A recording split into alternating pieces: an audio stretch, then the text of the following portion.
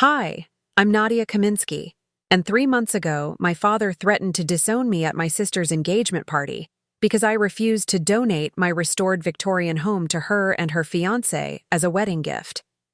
But that wasn't even the worst part. They'd already printed up the deed transfer papers, hired movers, and told the entire family I'd agreed to it. When I said no, my mother threw a crystal paperweight that left a scar above my eyebrow that still hasn't faded. Before we jump back in, tell us where you're tuning in from, and if this story touches you, make sure you're subscribed, because tomorrow, I've saved something extra special for you.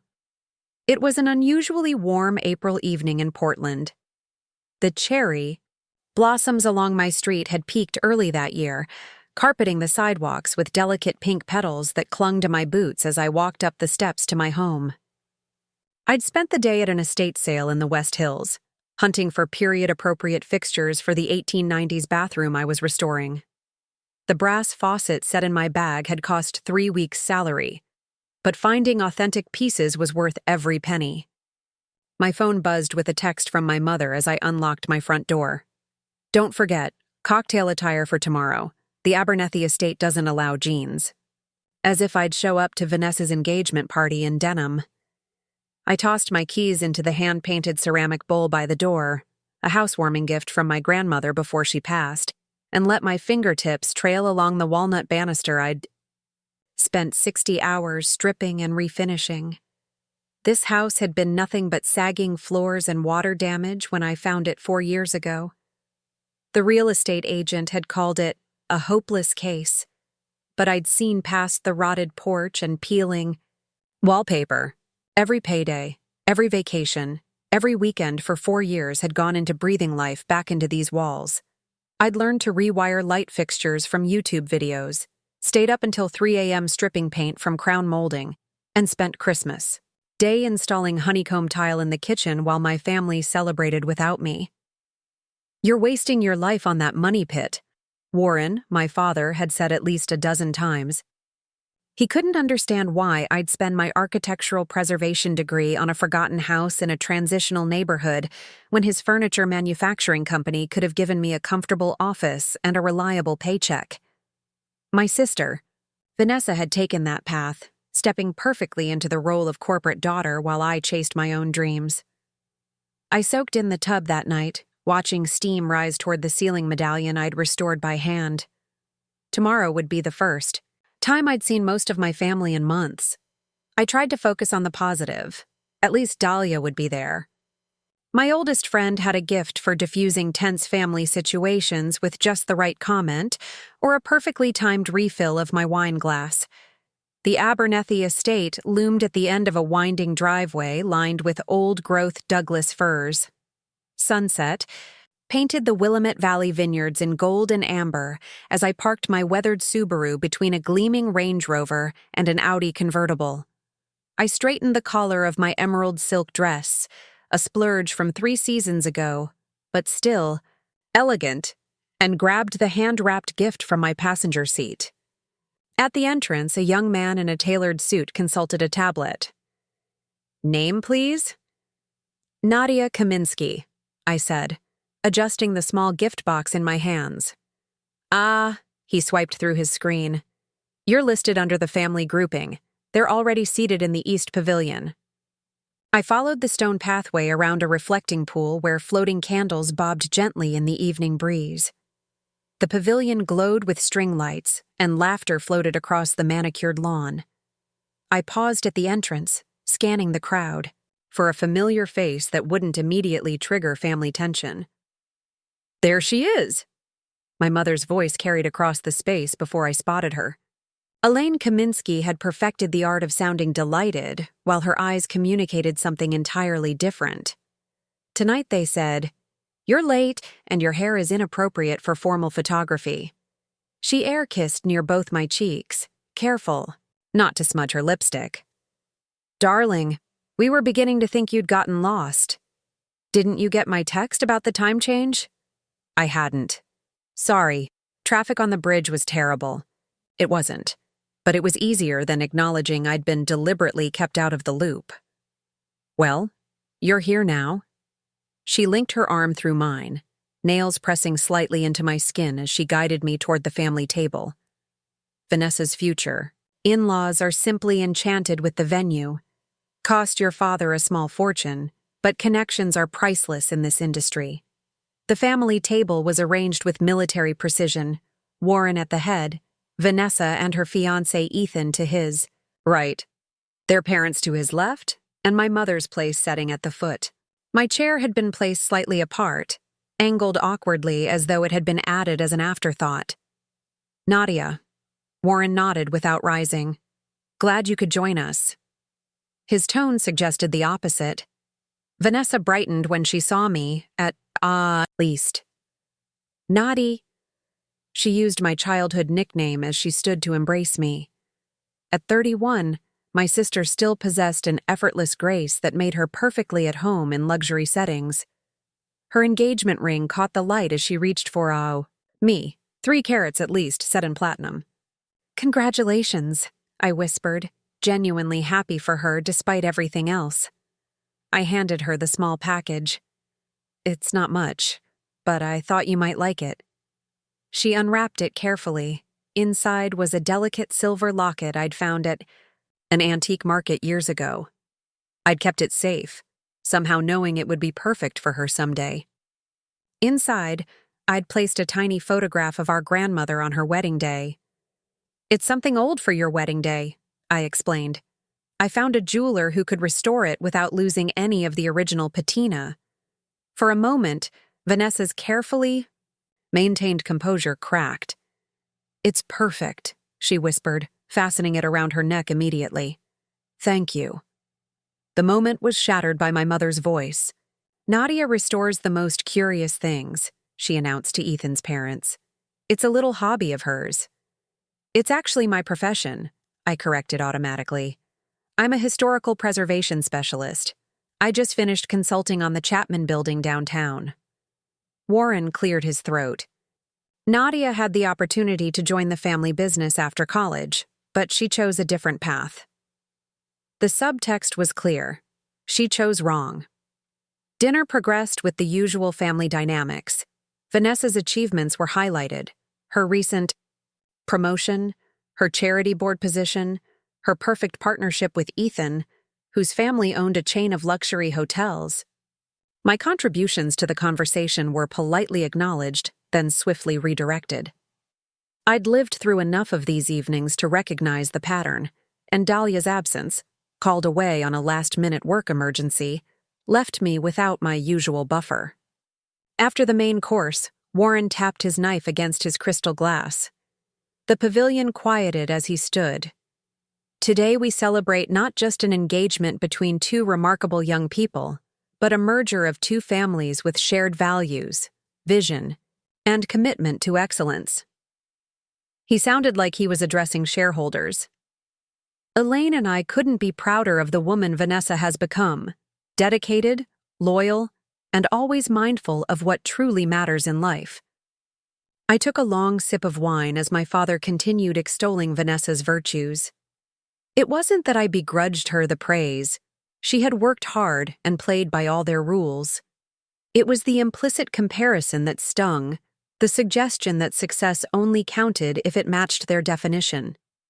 And so, Warren continued, his voice taking on a ceremonial tone, to honor this new beginning, Elaine and I wanted to ensure our children have the foundation they deserve. He gestured to someone at the back of the pavilion, and a server appeared, with an envelope on a silver tray. My mother stood to join my father, both of them beaming with practiced sincerity. Vanessa, Ethan, we wanted to give you something meaningful to start your lives together. A home should reflect heritage and permanence, which is why. I felt a chill that had nothing to do with the evening breeze. We're giving you the perfect place to begin your family legacy. My father opened the envelope and removed a document I recognized instantly, property transfer papers. My stomach dropped as I caught sight of an address, my address, printed in formal type at the top of the page. The Victorian on Hawthorne, my father announced proudly, as though he'd built it himself.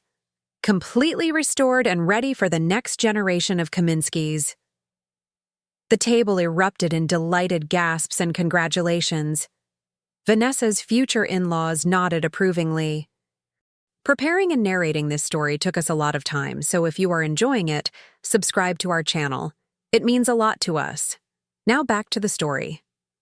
Ethan looked pleasantly surprised. Only Vanessa seemed confused, her eyes darting between the papers and my face. "But that's Nadia's house," she said, her voice barely audible over the commotion. "It's the family's investment property," my mother corrected smoothly. "Nadia has been overseeing the restoration, but it was always intended as a family asset." My hands gripped the edge of the table as the room seemed to tilt sideways. That was a lie. The Victorian had been purchased entirely with my savings and a mortgage in my name alone. Yes, my father had co-signed the loan because the bank had been nervous about the property's condition, but every payment, every repair, every decision had been mine. "That's not true," I said, louder than I'd intended. The table fell silent. "That house is mine. I bought it. I restored it. My name is on the deed." My father's smile hardened. "Your name is on the deed because I allowed it to be.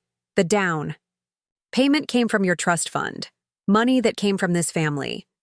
The mortgage was approved because I vouched for you." "Money from my trust fund," I corrected. "Left to me by Grandma. And I've paid back every penny of that mortgage with my own earnings." Ethan cleared his throat uncomfortably. "Perhaps we should discuss this privately." "There's nothing to discuss," Warren cut him off. "Nadia has lived in that house for 4 years. She's gotten her project out of her system. Now it's time for the property to serve its intended purpose." He slid the papers across the table toward me, a pen placed precisely on top. "We just need your signature to make it official." I stared at the document, disbelieving. This wasn't a spontaneous gesture. These papers had been prepared in advance. How long had they been planning this? "You can't be serious," I said, looking from my father to my mother. "That's my home." "Don't be dramatic," my mother sighed. "It's a house, not a person. You can find another project to occupy yourself with." "You knew?" I turned to Vanessa. "Did you know about this?" Her eyes widened. "No, I swear. I thought they were giving us a vacation property or something." Ethan placed his hand over Vanessa's. "Mr. and Mrs. Kaminski, while we appreciate the gesture, if Nadia isn't comfortable, Nadia has never been comfortable with family expectations," my father interrupted, "which is her prerogative. But this property was acquired as a family investment. The paperwork simply confirms that." The weight of their betrayal pressed against my chest. This wasn't just about a house. It was about erasing me, about rewriting my accomplishments into a narrative where I was just a temporary caretaker for Vanessa's future. Every hour I'd spent scraping paint, every dollar I'd saved for custom woodwork, every night I'd fallen asleep exhausted on drop cloths, all of it dismissed as a phase, a project to get out of my system. I stood, my chair scraping loudly against the stone floor. "I'm not signing anything." My mother's practiced smile faltered. "Nadia, don't create a scene. This is your sister's engagement party." "Exactly. So why are you trying to turn it into a real estate transaction?" Warren's face darkened. "Sit down." "No." My voice was steadier than I felt. "I'm not giving away my home. Not tonight. Not ever. After everything we've done for you." My mother hissed. "This is how you repay us? With ingratitude and selfishness?" "What you've done for me?" I laughed, a sharp sound that didn't contain any humor. "You've spent my entire life trying to force me into Vanessa's shadow. And now you want my house too?" "It is not your house!" My father's voice rose, drawing attention from nearby tables. "It belongs to this family, and this family has decided." "You've decided," I corrected. Not this family. You. Warren stood, looming over the table. While you live under the Kaminsky name, you will respect our decisions. Then maybe I don't want to be a Kaminsky anymore. A collective gasp rippled through the guests close enough to overhear. My mother's hand flew to her pearl necklace as though physically wounded. My father's voice dropped to a dangerous whisper. Sign? The papers, Nadia. Don't test me on this. I shook my head, beyond words now. That's when my mother reached for the heavy crystal paperweight that had been holding down the table settings in the evening breeze. I didn't see her throw it, just felt the sudden impact as it caught me above my right eyebrow. The pain was immediate and blinding. I staggered backward, hand flying to my face as warm blood trickled between my fingers. For a moment, the pavilion went completely silent. Then chaos erupted. Gasps, shouts, the scraping of chairs. Through the confusion, I heard my father's voice. She tripped. Everyone stay calm. I pulled my hand away, blood staining my palm. Vanessa had risen, horror on her face. Mom, what have you done? I backed away from the table, too stunned to speak. No one moved to help me. No one contradicted my father's lie. Even Ethan, who had seemed reasonable moments before, remained frozen in his seat, eyes wide with shock. I turned and walked away, dignity the only thing I had left to preserve. Behind me, I heard my father addressing the startled guests. Please, everyone enjoy your dessert. Family disagreements can be so dramatic sometimes. I made it to my car before the shaking started. Blood had soaked into the neckline of my dress, ruining the silk. The cut wasn't deep enough for stitches, but it would leave a mark, both physically and otherwise. I pressed a napkin I'd grabbed on my way out against the wound and drove straight to Dahlia's apartment. She opened the door in sweatpants, ready to tell me about her work emergency, but gasped when she saw my face. Oh my God, Nadia, what happened? The story spilled out between shaky breaths as she cleaned the cut and applied butterfly bandages. When I finished, Dahlia sat back on her heels, expression grim. You need to call Theo, she said firmly, referring to a law school friend who specialized in real estate law. Tonight. It's nearly midnight, I protested weakly. And your parents are trying to steal your house. Trust me, he'll take the call. She was right. Theo answered on the third ring, voice thick with sleep until I explained the situation. By the time I hung up, he had already emailed me instructions to secure my property documents and change the locks. You're staying here tonight, Dahlia insisted, making up her couch with fresh sheets. And tomorrow, we fight back. I slept fitfully, waking every hour to check my phone. By morning, I had 17 missed calls, 8 from my mother, 5 from my father, 3 from Vanessa, and 1 from an unknown number.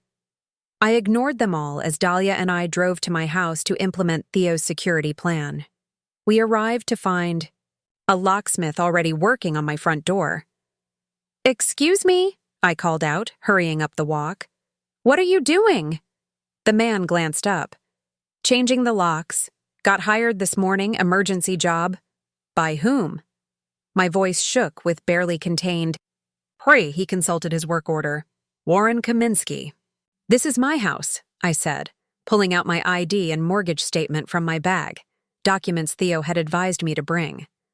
I'm Nadia Kaminsky. I did not authorize any lock changes. The locksmith looked uncomfortable. Look, lady, I just go. Where they send me. Well, I'm sending you away. Now. After a tense standoff and a call to Theo, who spoke to the locksmith's supervisor, the man packed up his tools and left. But the violation lingered in the air like a toxic cloud. They really thought they could just take it, I whispered, hands trembling as I unlocked my own front door. They were going to lock me out of my own home. Dahlia squeezed my shoulder. But they didn't, and they won't. Inside, we went room by room, documenting everything with photos as Theo had suggested. The house I'd poured my soul into suddenly felt vulnerable, as though my parents' attempt to claim it had left invisible fingerprints on every surface. My phone rang again, Vanessa this time. After a moment's hesitation, I answered. "Are you okay?" she asked immediately. "Your face, it'll heal," I said flatly. I had no idea they were planning this. You have to believe me. I wanted to, but you didn't stop it either. I was shocked. Everything happened so fast. And then you left, and Dad started telling everyone you'd had too much to drink and fell. I had 2 glasses of wine over 3 hours, and your mother threw a paperweight at my face, I corrected. But sure, let's blame it on my drinking. Silence stretched between us. Finally, Vanessa spoke, her voice smaller than I'd heard it in years. "What are you going to do?" "Protect what's mine." After hanging up, I turned to Dahlia. "I need to check something." Leading her upstairs, I went straight to the built-in bookcase in my study where I kept important documents. Behind a row of architectural history books was a false panel I'd discovered during renovations, a Victorian-era hiding spot for valuables. The panel slid open easily, revealing the folder I'd placed there 3 years ago. Inside was the original deed to the house, my mortgage agreement, and, most importantly, a notarized letter from my father relinquishing any claim to the property in exchange for my forfeiting any future inheritance from the family business. I'd insisted on the document after a particularly heated argument about my renovation choices. Warren had threatened to pull his investment if I didn't follow his design preferences. The letter had been my line in the sand, a way to clarify that while he had co-signed the initial loan, the house was mine alone. "Is that what I think it is?" Dahlia asked, reading over my shoulder. "My insurance policy." I handed her the folder. "They made me choose, the house or the family legacy. I chose the house." She whistled low. "And they thought you'd just hand it over anyway?" "They thought I'd cave under pressure. They always do." The next morning, I woke to an email from Theo with the subject line, "They filed papers." Somehow, my parents had submitted documents claiming partial ownership of my home based on the initial loan co-signing. It was flimsy, especially given the letter I possessed, but it meant this wouldn't be resolved quickly or quietly. As I forwarded the email to Dahlia, a text arrived from an unknown number. "This is Raymond. We need to talk. Coffee at Driftwood, 10 a.m.? Uncle Raymond, my father's younger brother. We hadn't spoken in years, not since he'd left the family business after a dispute I was too young to understand. My finger hovered over the delete button, but curiosity won out. I'll be there." Driftwood Coffee was busy for a Tuesday morning. I spotted Raymond immediately, looking more weathered than I remembered, but with the same sharp eyes as my father. He stood when he saw me, wincing visibly at the bruise blooming across my forehead. "Jesus, Nadia. Warren said there was a scene, but he didn't mention—" He gestured vaguely toward my face. "My mother threw a crystal paperweight at me because I wouldn't sign over my house," I said bluntly, sitting across from him. "What did you want to talk about?" Raymond pushed a coffee toward me. "They're doing to you what they did to me." I wrapped my hands around the warm mug but didn't drink. "What do you mean?" "The family investment scam." He made air quotes with his fingers. "Warren convinces you he's helping, supporting your dream. Then when things start working, suddenly, it's a family asset." His asset. A chill ran through me. That's exactly what he called my house. A family investment property. Raymond nodded grimly. "In my case, it was the woodworking shop I started. I took a loan from him to buy equipment. 3 years later, when I had contracts with high-end designers, he tried to absorb it into Kaminsky Furnishings. When I refused, he cut me off completely. But you're his brother. And you're his daughter. Loyalty in our family is a one-way street, Nadia. Always has been." I sat back, processing this new context. "Why are you telling me this now? Where were you when I was growing up? Pain flashed across his face. Warren made it clear I wasn't welcome around his family. But when Marcus, my son, showed me the video from the engagement party, I knew I had to reach out. Video? My stomach dropped. What video? Raymond pulled out his phone and opened Instagram. There, with over 15,000 views, was a shaky clip titled, "Rich Family Drama." It showed the moment my mother threw the paperweight, my stunned reaction, and my father's immediate cover-up. Dozens of comments speculated about the Kaminsky family meltdown. "It's everywhere," Raymond said gently. "I'm sorry." I pushed the phone away, nausea rising. Great! So now I'm a viral sensation on top of everything else. You're a victim of Warren's manipulation, and I want to help. Why? Raymond smiled sadly. Because 20 years ago, no one stood up for me, and I've regretted not fighting. Harder ever since. That afternoon, armed with Raymond's insights and Theo's legal advice, I made a decision. This wouldn't be a protracted battle played out in courtrooms and family gatherings. This would be swift and decisive. I called a locksmith to install an advanced security system. I contacted the family attorney, not to represent me, but to formally notify him of my evidence contradicting my parents' claims. I drafted a public statement addressing the viral video, simply stating, "Family disagreements should remain private. I am safe and focusing on moving forward." Then I called Vanessa. "I don't want this to destroy us," I told her when she answered. "You and Ethan deserve a beautiful wedding and a home of your own, but not my home." "I never wanted your house," she said, voice cracking. "I tried to tell them after you left. It turned into a huge fight." "What did they say?" "That I was ungrateful, that if I sided with you, I'd regret it." She paused. "Dad threatened to cancel the wedding." The familiar pattern clicked into place. "So he's using your wedding the way he tried to use my house, as leverage to control you." Silence stretched between us, heavy with recognition. "What do we do?" she finally asked. "We stop letting them write our story."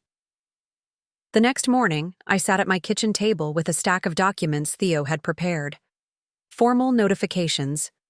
To the bank confirming my sole ownership. A restraining order against my parents prohibiting them from entering my property. A statement releasing any claim to future family business assets, rendering their threat of disinheritance meaningless. As I signed each page, the weight I'd carried for years, the desperate need for approval, the fear of rejection, the hope that someday I'd be enough, began to lift. By choosing myself, I was breaking a cycle that had damaged our family for generations. My doorbell rang precisely at noon. I opened it to find Vanessa standing on my porch, alone, her designer handbag clutched tightly against her side. "I broke off the engagement," she announced without preamble. I blinked, stunned. "What? Why?" "Because Ethan sides with them. He said I should be reasonable and accept whatever scraps of approval they offer." She lifted her chin. "I deserve better than scraps." I stepped aside, inviting her in. "Yes, you do." She walked into my home, really seeing it for the first time. Her fingers traced the restored woodwork, eyes taking in the careful details that made this place uniquely mine. "It's beautiful," she said softly. "You built something real here. So can you." She nodded, determination replacing the uncertainty in her eyes. "I already started. I resigned from my position at the company this morning." "Vanessa." "No, it's okay. I should have done it years ago." She smiled, a genuine smile I hadn't seen since we were children. "Uncle Raymond offered me a position at his workshop. Turns out he's been quite successful without the Kaminsky name attached." We sat in my kitchen as afternoon light filtered through leaded glass windows, casting prism patterns across the walls I'd painstakingly restored. Two sisters, reclaiming our separate paths, but finding common ground in the courage to stand firm.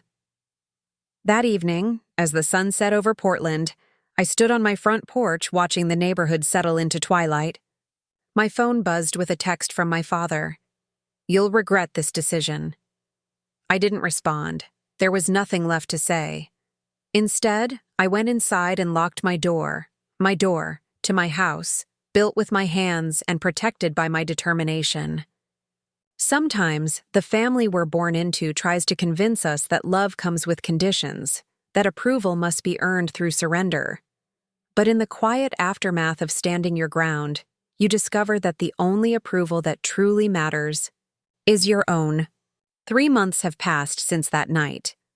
My parents have moved on to new targets for manipulation. My viral moment has faded from social media, and the scar above my eyebrow has healed into a faint silver line, a reminder of what I survived, and what I refused to surrender. Vanessa comes over for dinner every Sunday now.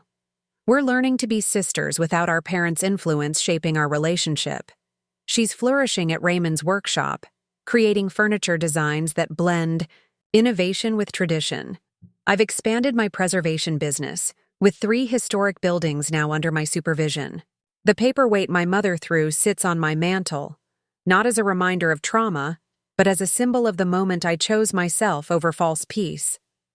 Beside it stands a photograph of my grandmother on the day she bought her first property, independent and proud. I like to think she'd approve of the boundaries I've drawn and the home I've protected. Sometimes the deepest wounds come from the people who should love us most completely.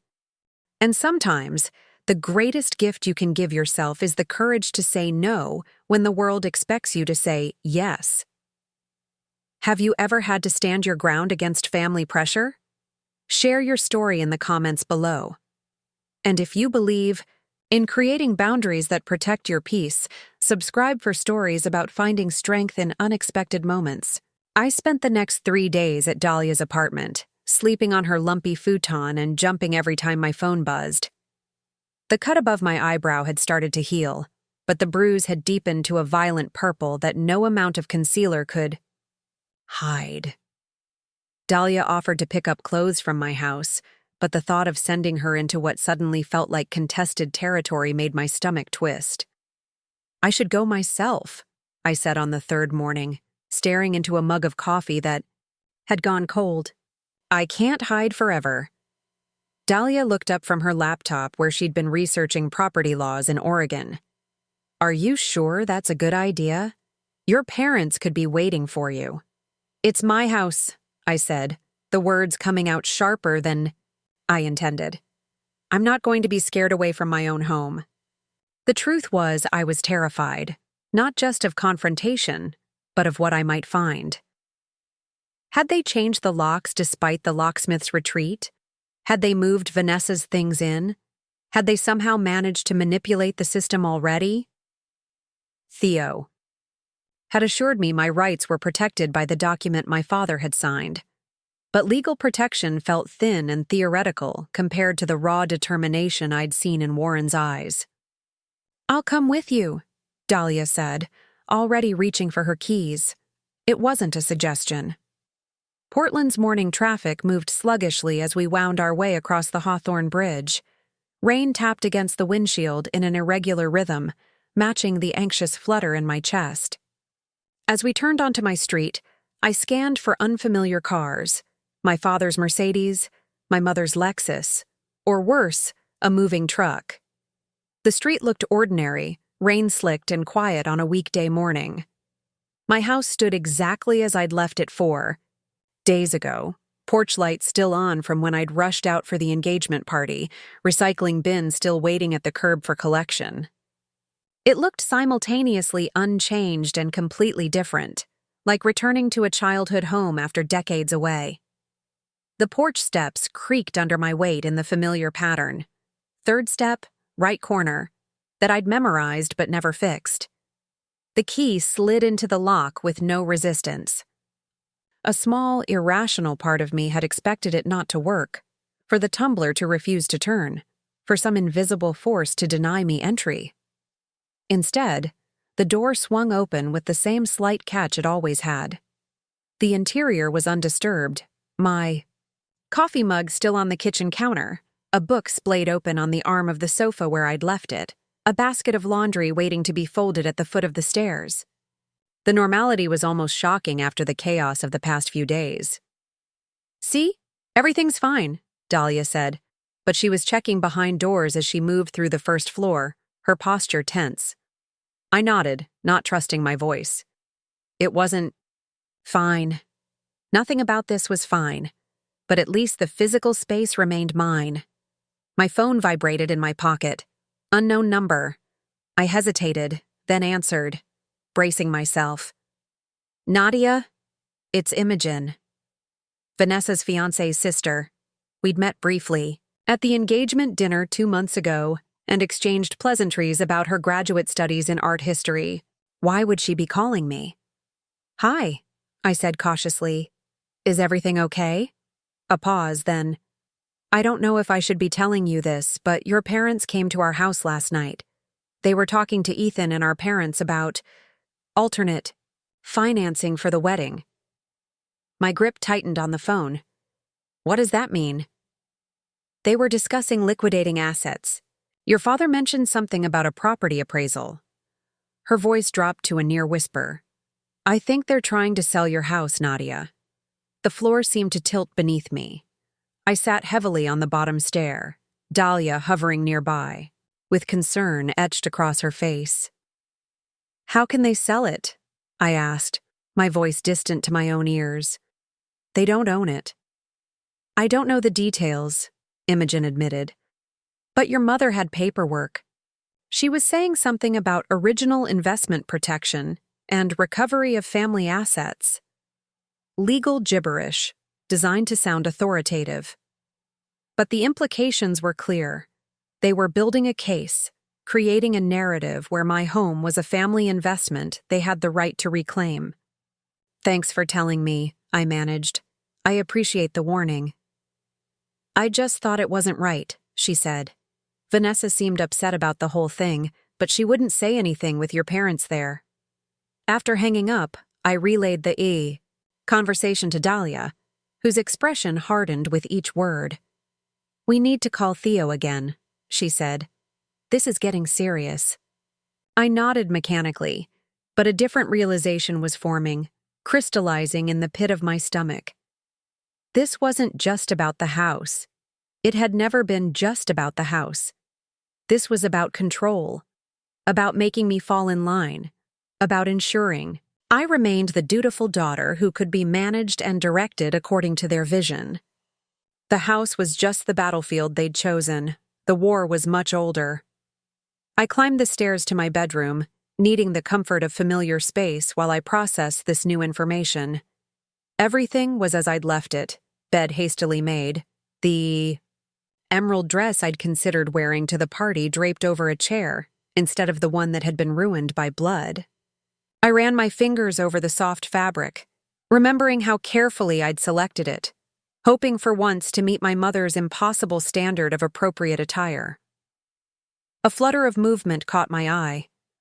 The curtain by my bedroom window shifted slightly, in the air from the heating vent. But behind it, something was different.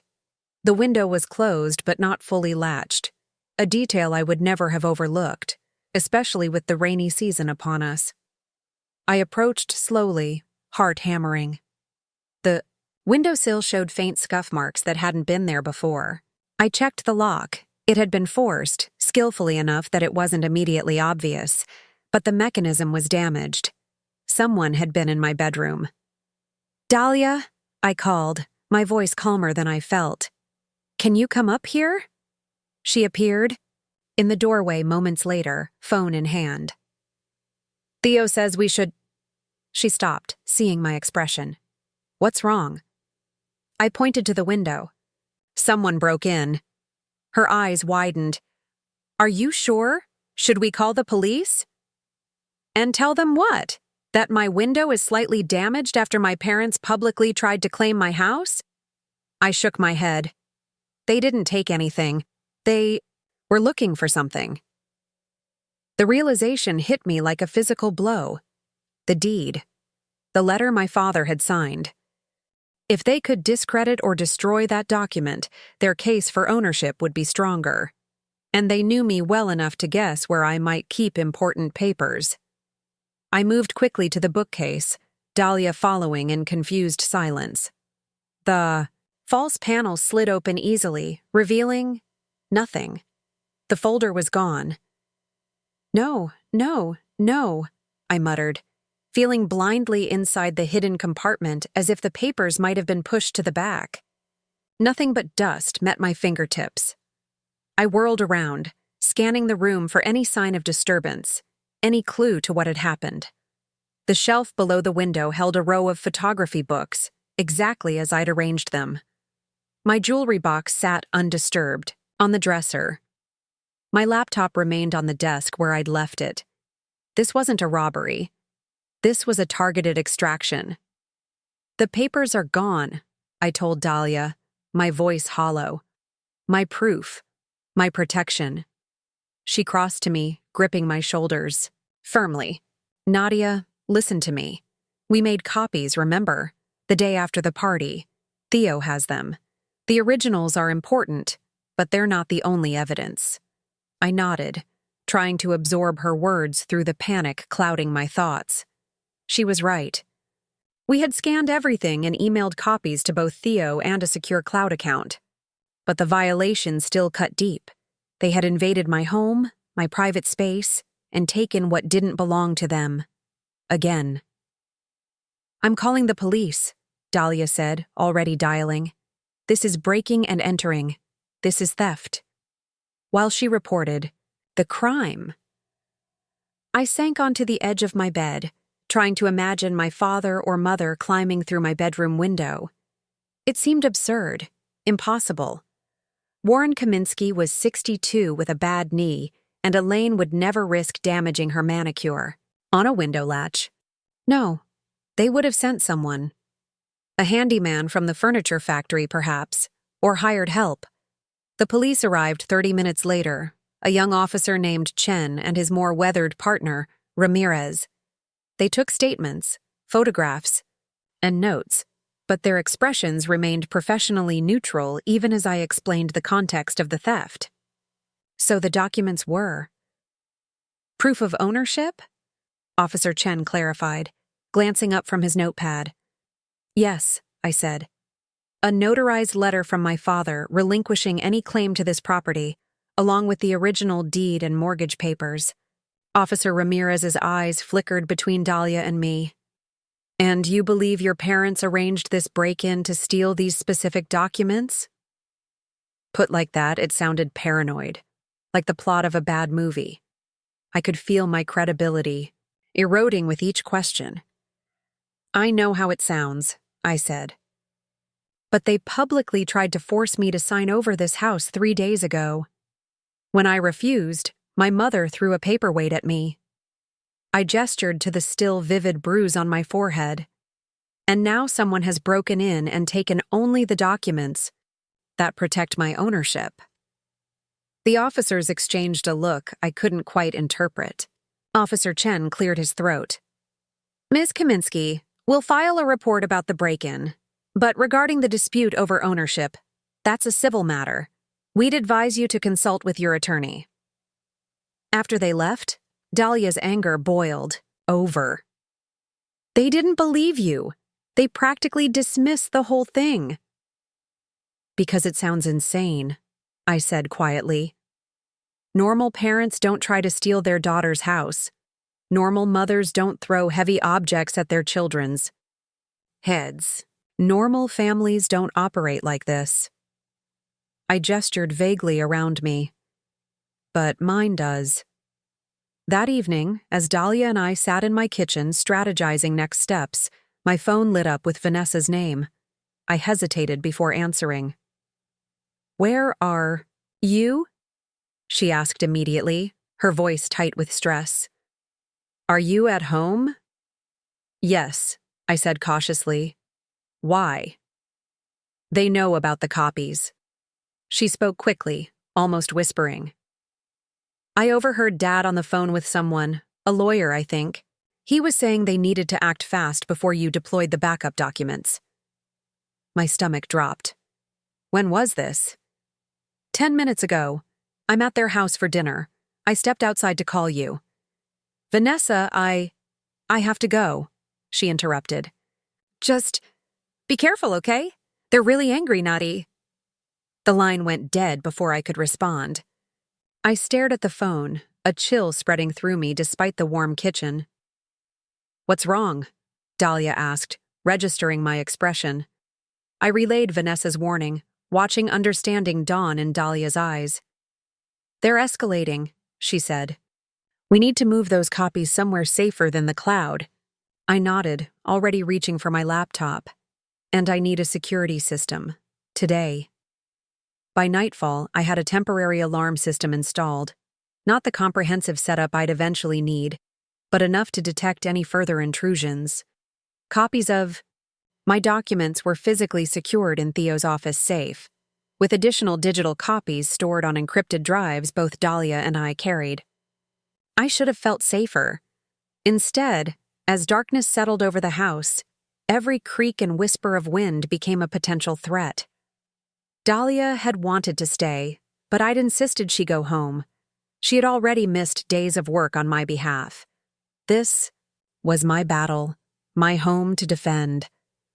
As I moved through my nightly routine, checking locks, turning off lights, brushing my teeth in a bathroom I'd restored with my own hands, the reality of my situation settled heavily on my shoulders. I wasn't just fighting for a house. I was fighting for my independence, for the life I'd built separate from the Kaminsky name and expectations. My phone chimed with a text message as I was climbing into bed. Unknown number. My finger hovered over the screen, hesitant to invite more chaos into my day. Finally, curiosity won out. Check your email. Thought you should see this. M. M?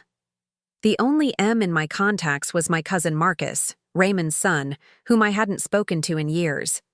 Intrigued, I opened my email app to find a message from a throwaway address. The subject line read simply, Family Business. The body contained only a link to a video file. I hesitated, suspicious of strange links from unknown sources. But something about the terseness of the message, the anonymity of the sender, suggested urgency rather than malice. I clicked. The video was grainy, clearly taken on a phone camera from a position partially obscured by what looked like office blinds. It showed an office I recognized immediately. Warren's private sanctuary at Kaminsky Furnishings, all walnut panels and leather chairs, designed to project authority and tradition. Warren sat at his desk, Elaine perched on the edge of a visitor chair beside him. Across from them sat a man in a suit I didn't recognize, but whose demeanor screamed, attorney. They were mid-conversation, my father gesturing emphatically as he spoke. Completely within our rights to protect our investment, he was saying, voice slightly tinny through the phone speaker. The girl has been unstable for years. Erratic spending, impulsive decisions, now this public outburst. My breath caught. He was talking about me, as if I were a troubled teenager rather than a 34-year-old woman with a successful career. The mental health angle is compelling, the lawyer agreed, making notes on a legal pad. Especially with the social media evidence of her behavior at the engagement event. But without the original deed transfer agreement, we're working from a disadvantaged position. Elaine leaned forward. The initial investment came from our accounts. Surely that gives us some claim. It complicates matters, the lawyer conceded. But Ms. Kaminsky has been making the mortgage payments independently for several years. And if she still has that letter... Warren's fist came down on the desk, rattling a crystal paperweight identical to the one Elaine had thrown at me. She doesn't have it anymore. I made sure of that. My blood ran cold. Direct confirmation of what I'd already suspected. My father had orchestrated the break-in, had paid someone to violate my home and steal from me. Even without the original. If she has copies? The lawyer began. We'll handle the copies, my mother interrupted, her voice chillingly calm. The important thing is securing the property before she can further damage the family's standing. The lawyer looked uncomfortable. Mrs. Kaminsky, I should advise you that any actions taken to— We're not asking for advice on that front. Warren cut him off. We're asking how quickly you can file the mental incompetence petition once we have control of the situation. Mental incompetence petition. They weren't just trying to take my house. They were trying to take my autonomy, to have me declared unfit to manage my own affairs. The room tilted sickeningly around me as the implications sank in. The video continued for another minute, details of their plan emerging in fragments, references to documentation they were gathering, to witnesses who would attest to my unstable behavior, to the family's responsibility to intervene before I could squander more of the Kaminsky legacy.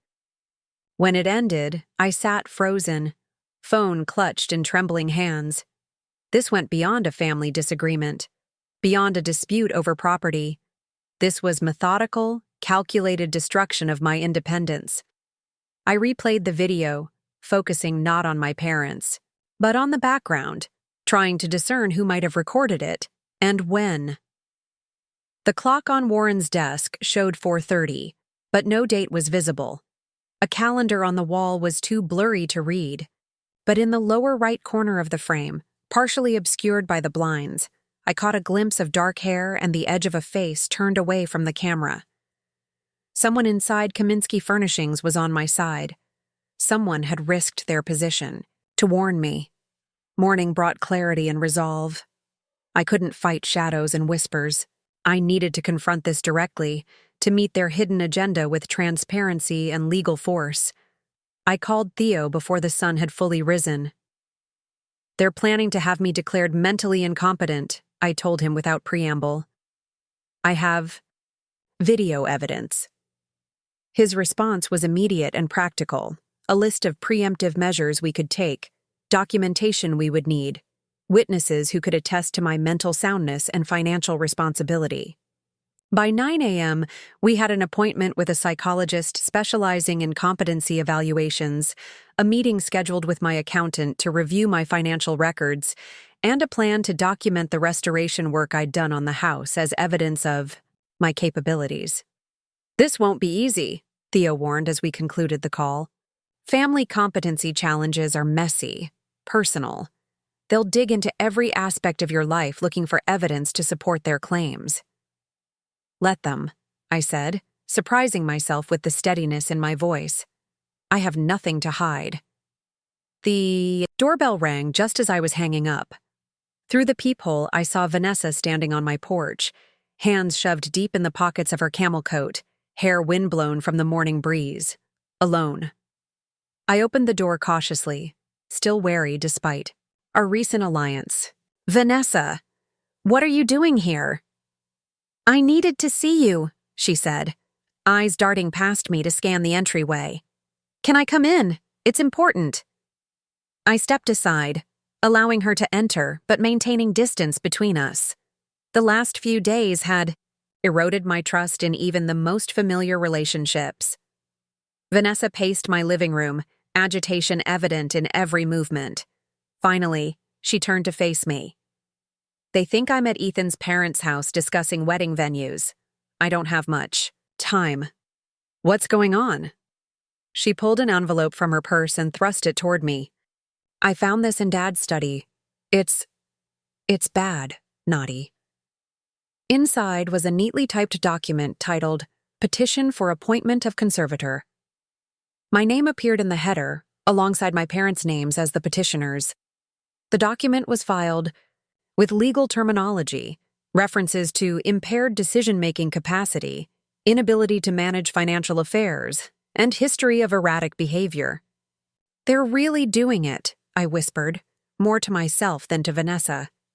They're trying to take everything. It gets worse, Vanessa said, pulling another paper from her purse. This is a list of incidents they're compiling as evidence. They're twisting everything, naughty. Remember when you quit your job at Thornton Architecture to start your own preservation consulting business? They're calling it impulsive employment termination. The time you loaned Marcus money for his graduate school application? Financial irresponsibility. I scanned the list, each entry a carefully distorted version of my life choices. The purchase of my house was described as an impulsive acquisition of a condemned property beyond her means. My decision to remain single and childless into my 30s was framed as inability to form stable relationships. "How did you get these?" I asked, looking up from the damning pages. Vanessa's expression hardened. "I broke into Dad's desk while they were at dinner last night. After I overheard him talking about the copies of your documents, I knew I had to see what they were planning." A bitter smile twisted her lips. "Turns out I learned something from being a Kaminsky after all. How to be underhanded when necessary." The irony wasn't lost on me. "Won't they notice these are missing?" "They're copies. The originals are still there." She hesitated. "There's something else. Something they don't know I know." She took a deep breath. "The house, our childhood. Home? It's not theirs. Not really." I frowned. "What do you mean?" "I found the deed while I was searching Dad's study. It's in Grandma's name. She never transferred ownership to them. They've been living there all these years, making improvements, acting as if it's theirs, but legally, it still belongs to her estate," I finished, the implications blooming like a dark flower. "And as her heirs, we would each have a claim to it." Vanessa nodded. "Exactly. I think that's why they're so desperate to control you, to paint you as incompetent. If you were to discover this and challenge them, they'd lose everything," I said softly. "The house, the status, the persona they've built as self-made success stories." We sat in silence, the weight of this revelation settling between us. All these years, Warren and Elaine had projected an image of hard-won success, of strategic investments and wise financial planning. But their foundation was built on a quiet deception, living in a home they didn't legally own, using it as collateral for loans, leveraging it for social standing. "What are you going to do?" Vanessa asked finally. I looked around my living room, at the crown molding I'd restored by hand, the hardwood floors I'd refinished on weekends, the stained glass transom I'd commissioned from a local artist to match the home's original period. Every inch of this space represented hours of labor, decisions made with care, a vision executed with patience and skill. "I'm going to fight," I said simply. "Not just for my house, but for the truth. All of it." Vanessa's phone chimed, AI. Text from Ethan asking where she was. Her time was up. "I have to go," she said, gathering her coat. "They can't know I was here." At the door, she paused, turning back with an expression I couldn't quite read. "I'm sorry, Naughty, for all of it. For not seeing it sooner. For not standing up for you at the party. For everything they've done." "It's not your fault," I told her, meaning it. We were both raised to believe their version of reality. As I closed the door behind her, a plan was already forming in my mind. I wouldn't just defend myself against their accusations. I would bring everything into the light. The deception about the family home, the manipulation tactics, the systematic gaslighting that had shaped both our lives. It was time to rewrite the Kaminsky family story. And this time, I would hold the pen. The next morning, I arrived at the Kaminsky Furnishings headquarters just before 10 a.m., dressed in a tailored charcoal suit that projected the confidence I needed to muster. The receptionist's eyes widened in recognition as I approached. Whether from familiarity or from the still visible bruise on my forehead, I couldn't tell. "I need to see Warren Kaminsky," I said, my voice steady. "It's a family matter." "Do you have an appointment?" she asked uncertainly, glancing toward the corridor that led to my father's office. "He'll want to see me," I assured her. "Please let him know Nadia is here." While she made the call, I surveyed the reception area, all polished surfaces, and dramatic lighting designed to showcase handcrafted furniture pieces.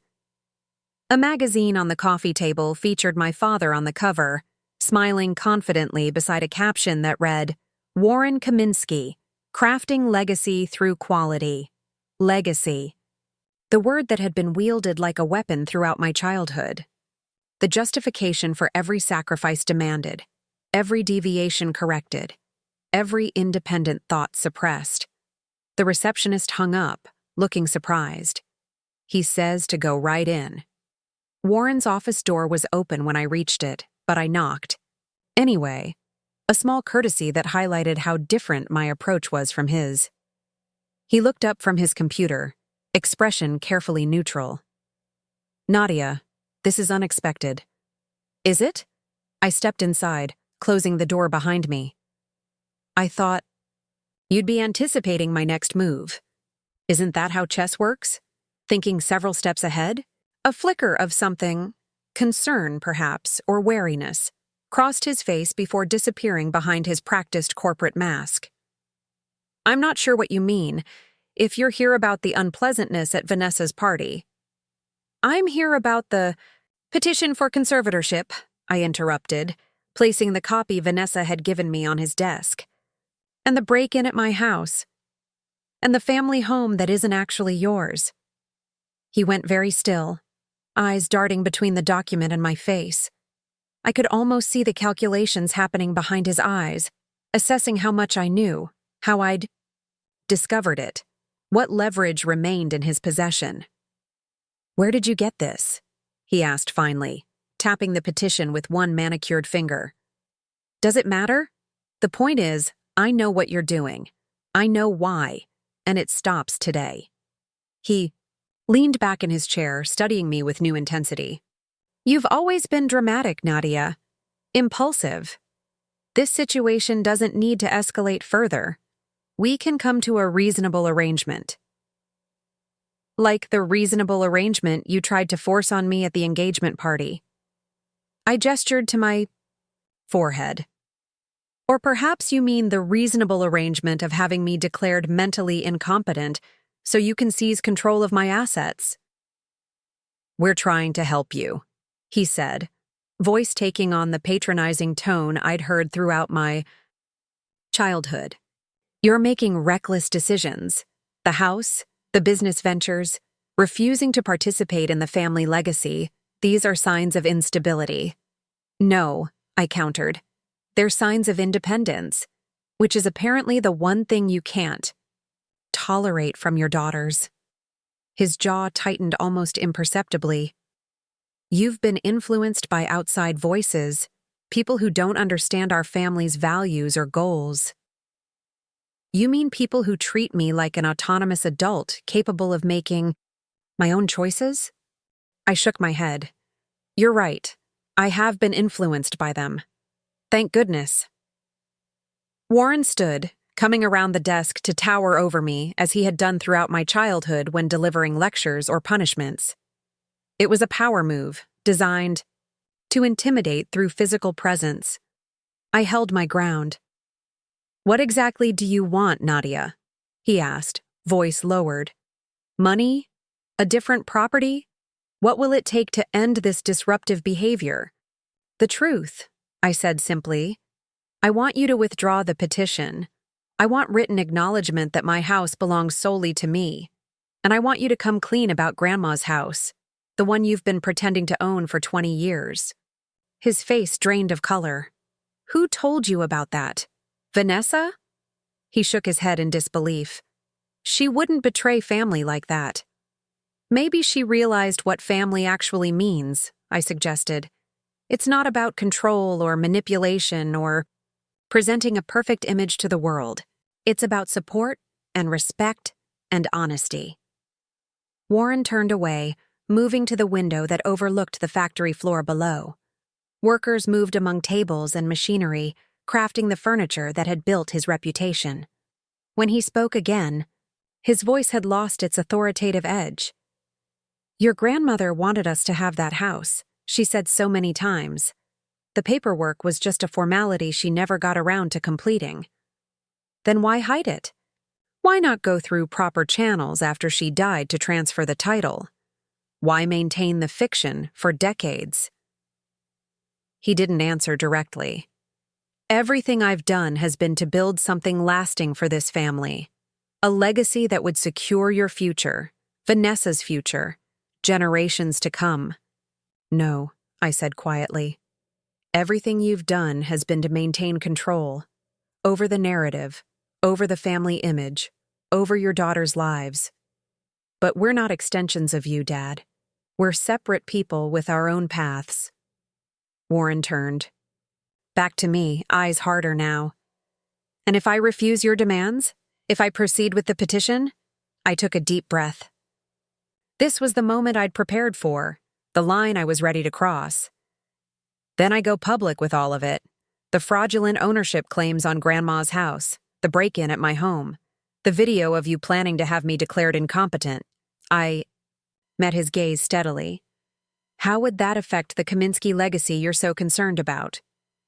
The silence that followed was heavy with unspoken calculations. I could see him weighing his options, assessing the damage each path might cause. Finally, he moved back to his desk and sat heavily in his chair. "What video?" he asked, voice tight. I pulled out my phone and played a brief clip, just enough to establish its authenticity. His face paled further as he recognized himself, Elaine, and the lawyer, discussing their strategy in what they had believed was complete privacy. "Where? Did you get that?" "It doesn't matter," I said, echoing his earlier dismissal. "What matters is that I have it, along with documentation of everything else. I don't want to use it, Dad. I don't want to destroy what you've built or expose our family's private matters to public scrutiny. But I will if you force my hand." Warren sat back, regarding me with an expression I'd never seen directed at me before, something almost like respect, mingled with resignation. "You've changed," he said finally. "There's a hardness to you now." "Not hardness," I corrected. "Clarity and strength I've always had but never fully claimed." He nodded slowly, as though processing this new reality. "I'll need time to consult with our attorneys to review the options." "You have until tomorrow," I said, standing to leave. "I've waited my entire life to be treated as an equal in this family. I won't wait any longer." At the door, I paused, turning back to the man who had shaped so much of my identity through his expectations and disapproval. "One more thing. I want a family meeting. You, me, Mom, and Vanessa. It's time we all heard the same truth at the same time." I left without waiting for his response, my heart pounding but my step steady as I walked through the showroom and past the receptionist's curious gaze. Outside, the autumn air felt crisp and clean in my lungs. For the first time, in days, perhaps in years, I felt genuinely free. My phone buzzed as I reached my car. A text from an unfamiliar number. It was me. The video. "Uncle Raymond has been keeping tabs. We're both ready to back you up if needed. Marcus." I smiled, tapping out a response. "Thank you. Family meeting. Tomorrow. I'll let you know how it goes." As I drove away from Kaminsky Furnishings, I realized that this confrontation wasn't just about defending what was mine. It was about redefining what family could mean, not as a structure of control and obligation, but as a community of individuals who respected each other's autonomy while offering genuine support. The bruise on my forehead would fade. The scars, from years of manipulation, would take longer to heal. But for the first time, I could envision a future where the Kaminsky name didn't feel like a burden I was failing to carry properly. Instead, it could become simply one part of who I was, neither defining me nor confining me. Tomorrow would bring its own challenges. My parents wouldn't surrender control easily, even with evidence mounted against them. But I had found my voice, and I wasn't going to lose it again. Not for family peace, not for legacy, not for anything. The sun broke through Portland's persistent cloud cover as I turned onto my street, illuminating the colorful Victorian houses with a clarity that seemed fitting for the day's revelations. My home, truly mine, fought for and defended, waited at the end of the block, its restored facade a testament to what can be rebuilt with patience, vision, and the courage to start over. Dawn broke through scattered clouds, painting my bedroom, ceiling with shifting patterns of light. I hadn't slept, not really. Instead, I'd spent the night organizing documents, reviewing evidence, and preparing for the confrontation that would either liberate me from my family's manipulation or sever ties completely. Either outcome required courage I wasn't sure I possessed. The family meeting was set for noon at the house in Lake Oswego. The house I now knew had never legally belonged to my parents. Neutral ground would have been wiser, but Warren had insisted on privacy for family matters, and I'd agreed, knowing the setting might actually strengthen my position. My phone chimed with a text from Vanessa. "They've been up since 5. Mom's rearranging the living room furniture. Dad's been on the phone nonstop. How are you holding up?" I typed back. "Ready as I'll ever be. Did they say anything about yesterday?" 3 dots pulsed as she composed her response. "Dad came home looking shaken. They argued behind closed doors. Haven't mentioned you by name." That tracked with my assessment of Warren's reaction to our confrontation. He was recalculating, adjusting his strategy, but not abandoning his goals. Elaine would be harder to predict. Her rage could either sharpen her tactics or make her careless. I dressed with deliberate care. Slim black pants, a structured blazer in deep burgundy, low heels that wouldn't compromise my stability if I needed to stand my ground, literally or figuratively. My reflection in the mirror looked older than I remembered, the bruise above my eyebrow fading to a yellowish shadow that makeup couldn't fully conceal. Dahlia called as I was gathering my portfolio of evidence. "I can still come with you," she offered, concern evident in her voice. "Just wait in the car outside. Moral support."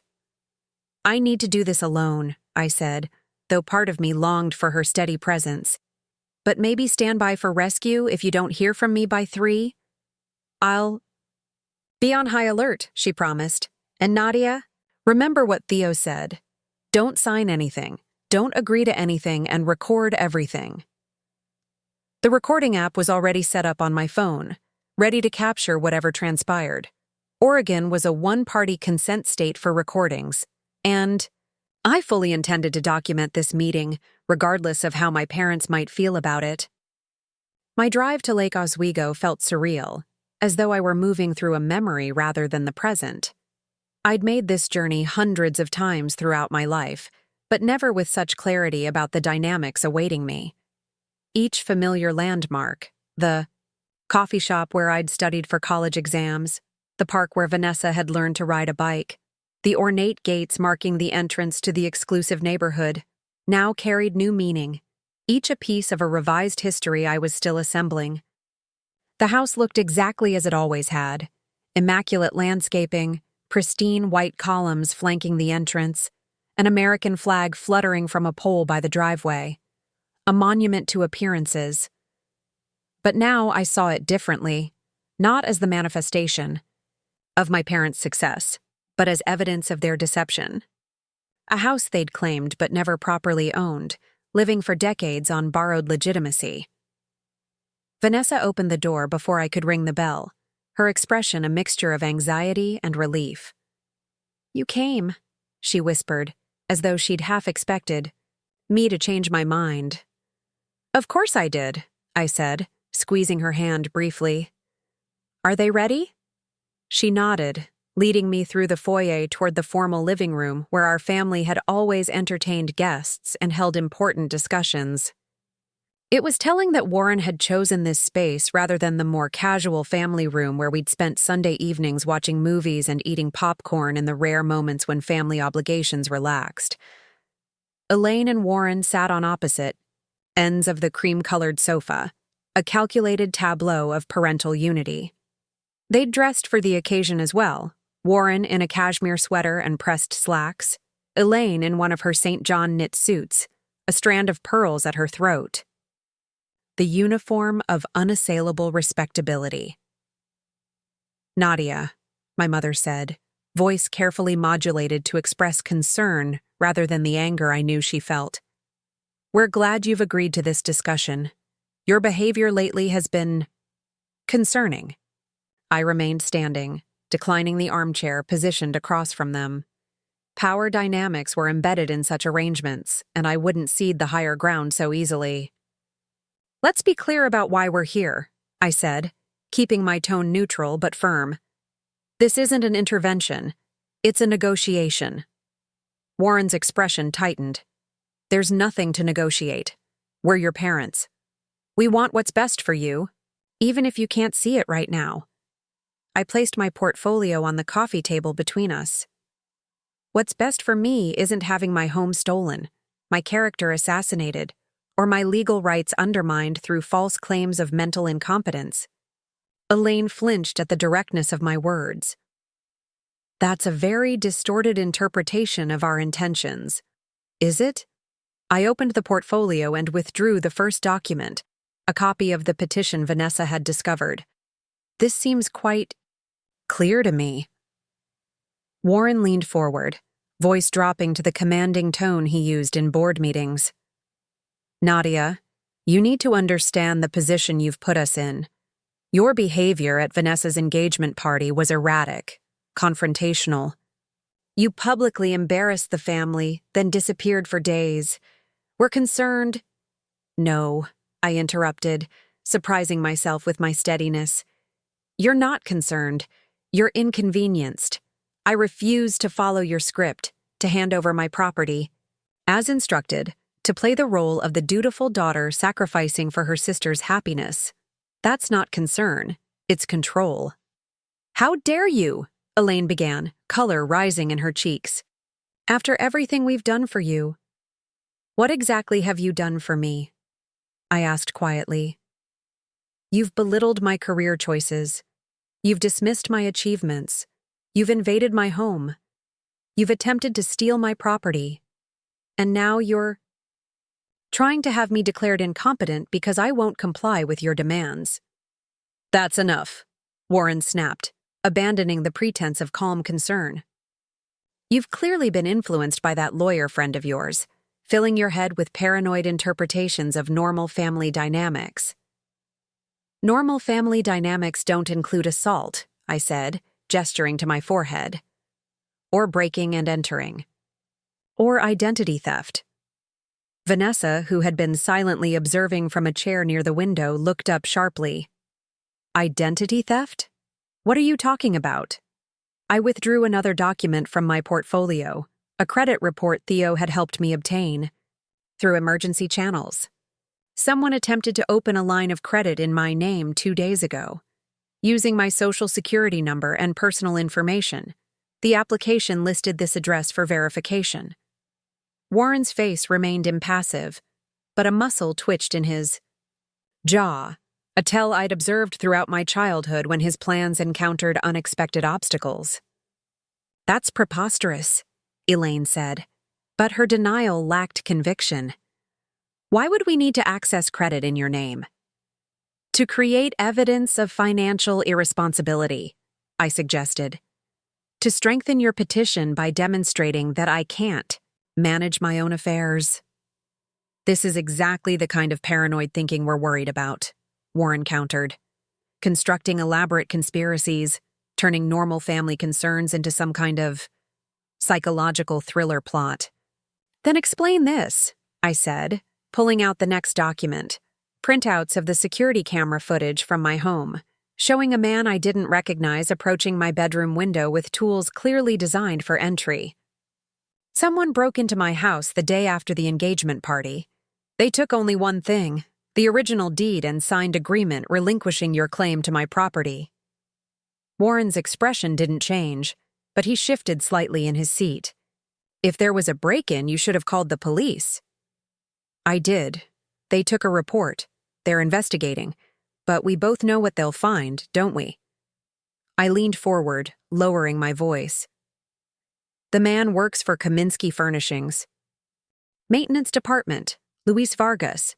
You hired him to retrieve documents that threatened your narrative. Elaine's composure cracked. That's absurd. Why would Warren risk— Elaine, Warren cut her off sharply. Let me handle this. But the damage was done. His failure to deny the accusation hung in the air between us, confirmation in the form of silence. Vanessa stood, moving to the center of the room. Dad, did you really break into Nadia's house? Warren's gaze remained fixed on me. Your sister is making wild accusations based on circumstantial evidence. This is exactly why we're concerned, about her mental state. Stop it, Vanessa said, her voice stronger than I'd ever heard it. Just stop it. The gaslighting, the manipulation, all of it. I saw the petition. I found it in your desk. I gave it to Nadia. Our parents' heads swiveled. Toward Vanessa in perfect unison, identical expressions of shock and betrayal transforming their features. You did what? Elaine whispered. I showed her everything, Vanessa continued, gaining confidence with each word. The petition, the list of incidents, and the deed to this house, the one that's still in Grandma's name, not yours. The room fell silent. Warren's face had gone pale, while Elaine's had flushed a dangerous red. The moment stretched, taut with decades of unspoken truths suddenly exposed to oxygen. Warren recovered first, voice dangerously quiet. You had no right to go through my private papers. And you had no right to try to steal Nadia's house, Vanessa countered, or to throw a heavy object at her head, or to file false reports about her mental state. Elaine rose abruptly, smoothing her skirt with trembling hands. I think we need to take a break. This conversation has become unproductive. We're not taking a break, I said firmly. We're finishing this today. I have a proposal, and you're going to listen. Warren's eyes narrowed. A proposal. I nodded. Withdrawing the final document from my portfolio, a contract Theo had prepared, clear and concise in its terms. Here's what's going to happen. You will withdraw the petition for conservatorship immediately and completely. You will sign a new agreement acknowledging my full and uncontested ownership of my home. You will return the original documents that were stolen from my property. And if we refuse, Warren asked, voice cold, then I file a police report naming Luis Vargas as the man who broke into my home, with evidence connecting him directly to you. I submit the video recording of you discussing plans to have me declared incompetent with your attorney. And I initiate legal proceedings regarding Grandma's house, the one you've been fraudulently claiming as your own for 20 years. Elaine sank back onto the sofa, one hand pressed to her throat. You wouldn't. The scandal would destroy everything we've built. I don't want to, I admitted. Despite everything, you're still my parents. I don't want to see you humiliated or legally compromised, but I will protect myself if you force me to. Warren leaned forward, elbows on his knees, studying me, with an expression I couldn't quite read. You've changed, he said finally, echoing his words from our confrontation in his office. There's a hardness to you now that wasn't there before. Not hardness, I corrected again. Boundaries, which I should have established years ago. He nodded slowly, as though processing a complex equation. And what about the house? This house? I'm not interested in taking it from you, I said. But we need to address the legal situation. Grandma's estate needs to be properly settled, with the title transferred correctly, if that's what she truly wanted. And how do we know that's what you really want? Elaine asked, suspicion edging her voice. How do we know this isn't just the first step in some vindictive plan? I met her gaze directly. Because, unlike you, I'm being transparent about my intentions. I'm not hiding behind concern while plotting to undermine you. I'm telling you exactly what I want and why. Warren picked up the contract, skimming its contents with the practiced efficiency of someone accustomed to evaluating legal documents. Some of these terms are unacceptable. They're non-negotiable, I countered. Unlike the imaginary agreement you tried to force on me at the engagement party, this one protects both parties. It gives you a path to resolve the house situation without public exposure, and it gives me security against further attempts to control my life or property.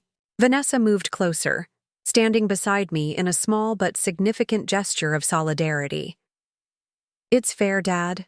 More than fair, considering what you tried to do. Warren looked between us, something like resignation settling in his features. You've already discussed this between yourselves, I see.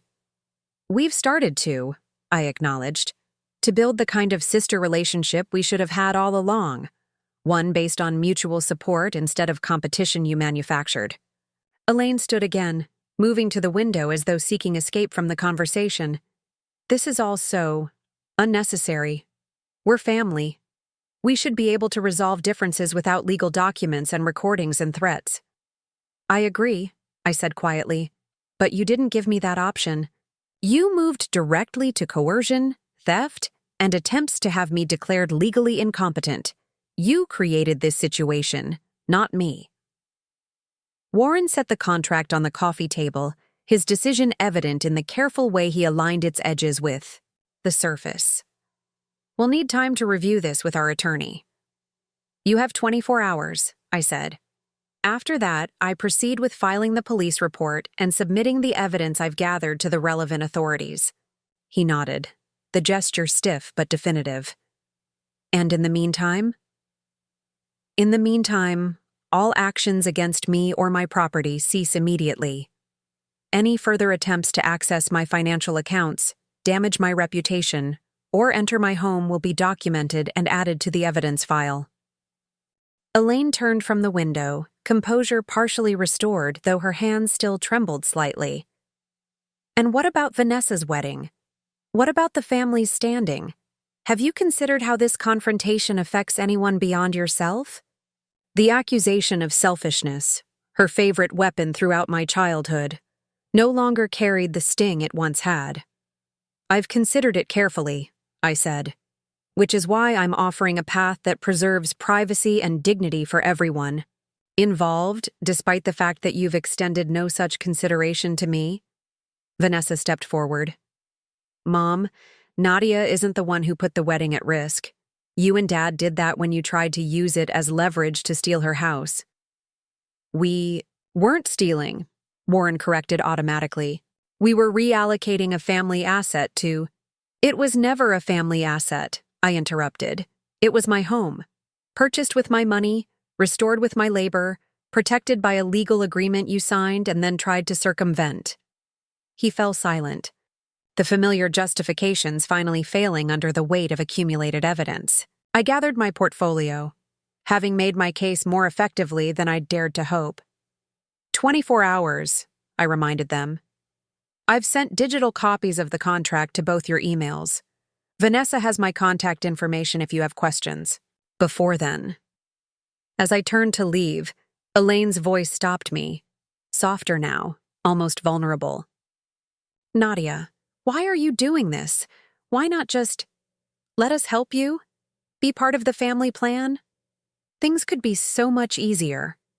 I considered her question carefully, recognizing that beneath the manipulation lay a genuine inability to comprehend my choices. Because I need to live my own life, Mom, not the one you've scripted for me, and because real help doesn't come with conditions attached. Outside, the autumn air felt crisp against my skin, carrying the scent of fallen leaves and wood smoke. I paused on the front steps, expecting to feel drained after the confrontation.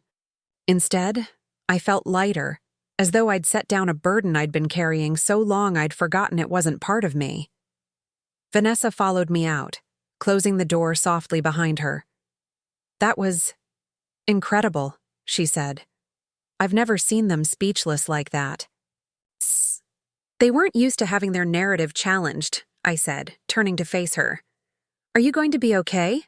Being here with them after this? She nodded. I think so. Something's shifted. It's like they've had to see me. Really see. For the first time. Besides, she added with a small smile, I won't be here much longer. The wedding? I asked, confused. But I thought you said, not the wedding. Not with Ethan, anyway. She twisted the engagement ring on her finger, a nervous gesture I recognized from childhood. I've been thinking a lot about patterns, about how I've been following the path of least resistance my whole life, taking the job Dad arranged, dating the man who fit his vision of a suitable partner, planning the wedding that would enhance the family image rather than reflect what I actually want. Understanding dawned. You're making changes. I'm trying, she admitted. It's terrifying and exhilarating. Watching you stand up to them made me realize I've spent my entire life seeking approval I was never going to fully receive. Not without sacrificing who I am. I reached out, squeezing her hand. That's the bravest thing I've ever heard you say. She laughed softly. I learned from the best. Though I might need some coaching on this whole independence thing. I'm pretty new at it. I know a good restoration specialist, I offered. Pretty skilled at rebuilding things that seemed damaged beyond repair. Her smile widened. I might take you up on that. As I drove away from the house that had shaped so much of my identity, I felt a sudden wave of emotion. Not regret or anger, but a bittersweet recognition of what had been lost and what might still be salvaged. My family would never be what I had longed for as a child. The warm, supportive embrace I had craved would never come from parents who saw me as an extension of themselves rather than as an individual. But something new was possible. A relationship with Vanessa built on mutual respect and shared understanding. Perhaps even, eventually, a more honest connection with Warren and Elaine. One where the facade of perfection gave way to authentic interaction, however limited. My phone rang as I merged onto the highway toward Portland. Theo. How did it go? He asked immediately. Better than expected, I said. They'll sign. Warren knows when he's cornered, and he'll pick the option that preserves the most dignity. And you? How are you holding up?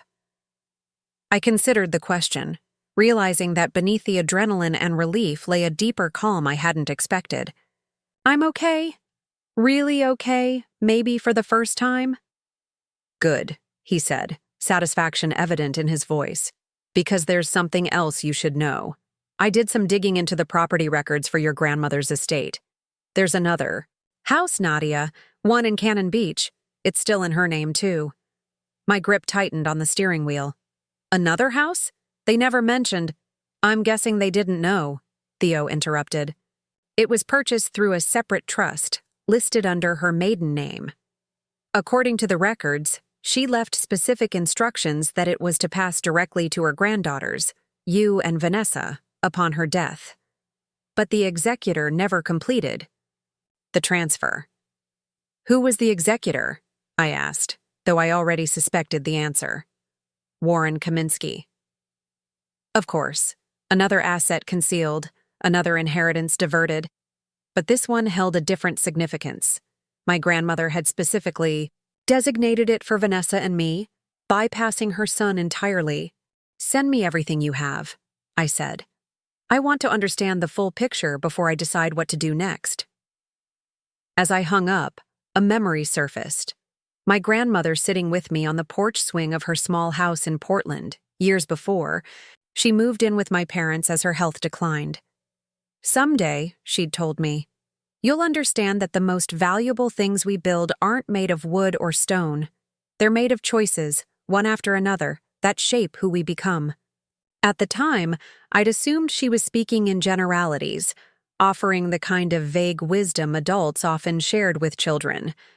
Now, I wondered if she'd been trying to tell me something more specific, about her own choices, about the legacy she'd tried to leave, about the values she hoped would outlast her. The sunset painted the sky in shades of gold and crimson as I pulled into my driveway, the Victorian's restored silhouette welcoming me home. In the glow of fading light, I could see both what it had been, damaged, neglected, written off as beyond saving, and what it had become under patient, determined care. Not so different, perhaps, from what was happening within me.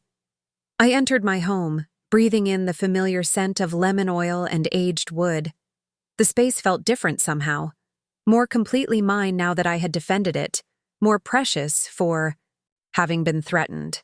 I moved through the rooms slowly, turning on lamps as twilight deepened, appreciating details I often overlooked in the rush of daily life. My phone buzzed with a text from Vanessa. They're talking to their lawyer now. Dad's angry but resigned.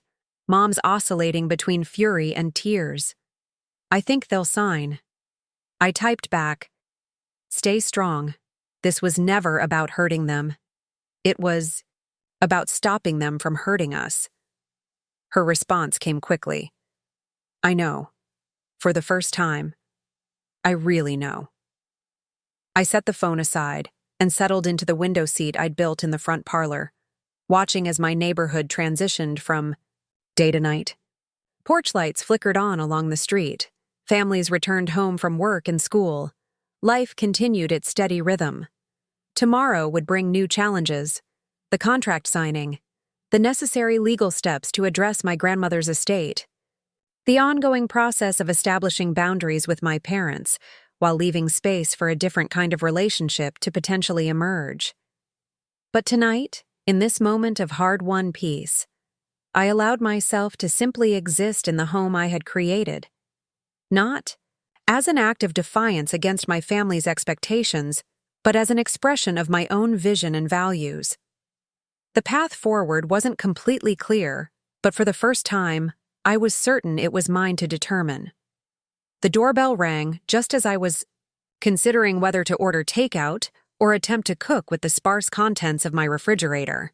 Through the peephole, I saw Uncle Raymond standing on my porch, a manila envelope in one hand and a paper bag that smelled distinctly of Thai food in the other.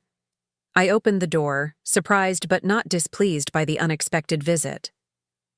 "Uncle Raymond, this is not where I expected the day to end." He smiled, the expression transforming his weathered face.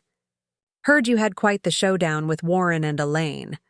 Thought you might appreciate dinner and some context." I stepped aside to let him enter, curious about what context he might offer.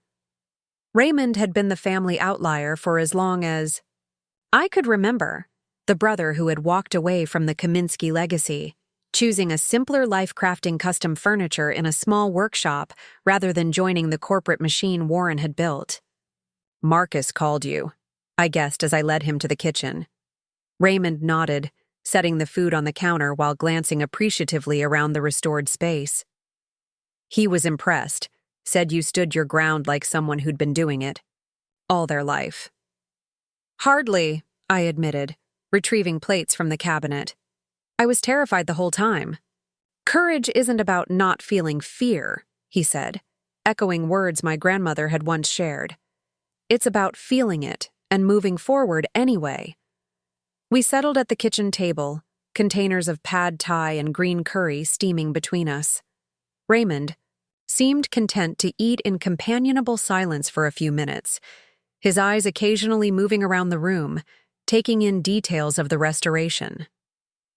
"You've done beautiful work here," he said finally. "Your grandmother would have loved it." "You think so?" I'd never considered that connection before, but it felt right as soon as he said it. My love for historic preservation had blossomed during summers spent with Grandma Rose, listening to her stories about the old Portland neighborhoods and the lives lived within those walls. Raymond nodded. She had an eye for what others missed, the potential beneath the damage, the beauty in things that had been discarded. It's why Warren could never understand her. Or you. I set down my fork, suddenly more hungry for this conversation than for food. What was she really like? Beyond the sanitized version I got growing up? A smile touched his lips. Fierce. Independent. Stubborn as hell when she believed in something. Warren likes to pretend the family business sprung fully formed from his brilliant mind, but the truth is, Rose built the foundation. She started with one sewing machine in her garage, making custom drapes and slipcovers for neighbors. Built it into a respectable upholstery business. By the time Warren took over, she had contracts with Half, the furniture stores in Portland. I never knew that, I said quietly. The story I always heard was that Dad built it from nothing after a childhood of hardship. Raymond snorted. Warren experienced about as much hardship as a hothouse orchid. Rose made sure of that. Sacrificed plenty to give him every advantage. Good. Schools, nice clothes, connections with the right families. Not that he ever appreciated it. He was always looking beyond what he had, convinced he deserved more. It was a starkly different narrative than the one I'd been raised with, but it made a certain sense. Warren's insatiable drive for status and recognition had always seemed to come from a place of entitlement rather than gratitude. Is that why he tried to erase her from the business history? Because acknowledging her contribution diminished his? Raymond nodded slowly. That's part of it, but there's more you should know. He pushed his plate aside and opened the manila envelope he'd brought. Inside was a fragile-looking document, a handwritten letter on paper that had yellowed with age. This is the last letter Rose wrote to me before she died, he explained, handling it with care. She sent it from the hospital, had a nurse help her write it when Warren wasn't around. I've kept it all these years, waiting for the right time to share what she revealed. He passed it to me, and I took it with trembling hands, suddenly certain that whatever it contained would change my understanding of my family history yet again. The handwriting was shaky but determined, each word formed with obvious effort. My dearest Raymond, they've told me there isn't much time left, so I must be direct. Warren has been pressing me to sign papers transferring all my properties and assets to him directly. He claims it will simplify things after I'm gone. But I've made other arrangements he knows nothing about. The beach house. And a significant portion of my savings are designated for Nadia and Vanessa. I've seen how he undermines them, how he attempts to mold them into extensions of himself rather than nurturing their unique spirits. Especially Nadia, who reminds me so much of myself at that age. Questioning, creative, unwilling to accept limitations others impose. I've entrusted the paperwork to George Bennett at First State Trust. Warren must not know until after my passing. He would find a way to manipulate the situation, as he always does. Keep watch over the girls when you can. They will need someone to remind them of their worth beyond Warren's narrow definition of success. Especially Nadia. I see in her a strength she hasn't yet recognized in herself. When the time comes, help her understand that standing firm isn't selfishness, it's self-preservation. With enduring love, Rose. I set the letter down carefully, emotion making it difficult to speak. She knew, I finally managed. She saw what was happening even then. Raymond nodded solemnly. Rose was perceptive. She recognized Warren's patterns because she'd watched them develop since he was a child. Always taking, rarely giving. Always centering himself in every narrative. But if she made these arrangements, why didn't they take effect after she died? Why didn't we know about the beach house or the trust? Because Warren managed to insert himself as executor, Raymond explained. And George Bennett died unexpectedly just months after Rose passed. In the confusion, Warren took control of everything. By the time I realized what had happened, he'd already obscured the paper trail. Without Rose's explicit instructions or Bennett's testimony, it was his word against a dead woman's intentions. The injustice of it burned, not just for myself and Vanessa, but for my grandmother. Her final wishes disregarded, her legacy redirected to serve Warren's ambitions. Why are you showing me this now? I asked. Raymond's expression softened. Because today you did what Rose hoped you would someday do. You stood firm. You refused to be erased or diminished. And because with Theo's discovery of the beach house, records, You finally have the leverage to restore what should have been yours all along. It's not about the property, I said, surprising myself with the realization as I spoke it. It's about the truth. About honoring who she was and what she wanted for us. Exactly. Raymond smiled, a hint of pride in his eyes. You understand what Warren never could. That true legacy isn't about buildings or bank accounts. It's about values, choices, the courage to define success on your own terms. As the evening deepened into night, Raymond shared stories about Rose I'd never heard before. Her quick wit, her artistic talents, her quiet generosity to neighbors in need. A different grandmother emerged from these tales, one who had been simplified and sanitized in Warren and Elaine's retelling. A woman of complexity and determination who had shaped her own path despite the constraints of her era. She would be proud of you, Raymond said as he prepared to leave. Not just for standing up to Warren, but for the life you've built, this home you've restored, the woman you've become. I walked him to the door, feeling a connection to this relative I'd been kept distant from for most of my life. Thank you, I said simply, for the letter, for the stories, for helping me see her more clearly. He paused on the porch, turning, back with an expression of gentle curiosity. What will you do now? About the beach house, the trust? I considered the question, looking back at my home, the physical manifestation of my values and choices. I'll make it right, I said finally. For Grandma Rose, for Vanessa, for myself. Whatever that looks like.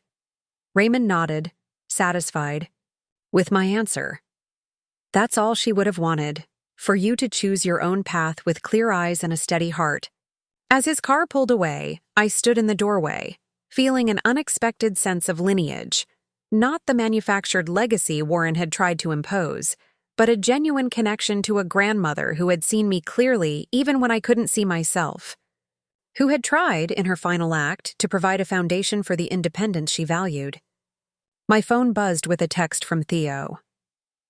Documents prepared for tomorrow, 10 a.m. at my office. Both parents confirmed attendance. Tomorrow would bring resolution to the immediate crisis, the signed contract, the withdrawn petition, the acknowledged ownership of my home. But it would also mark the beginning of a new chapter, one where I would need to decide how much energy to invest in restructuring family relationships versus building new connections based on mutual respect rather than obligation.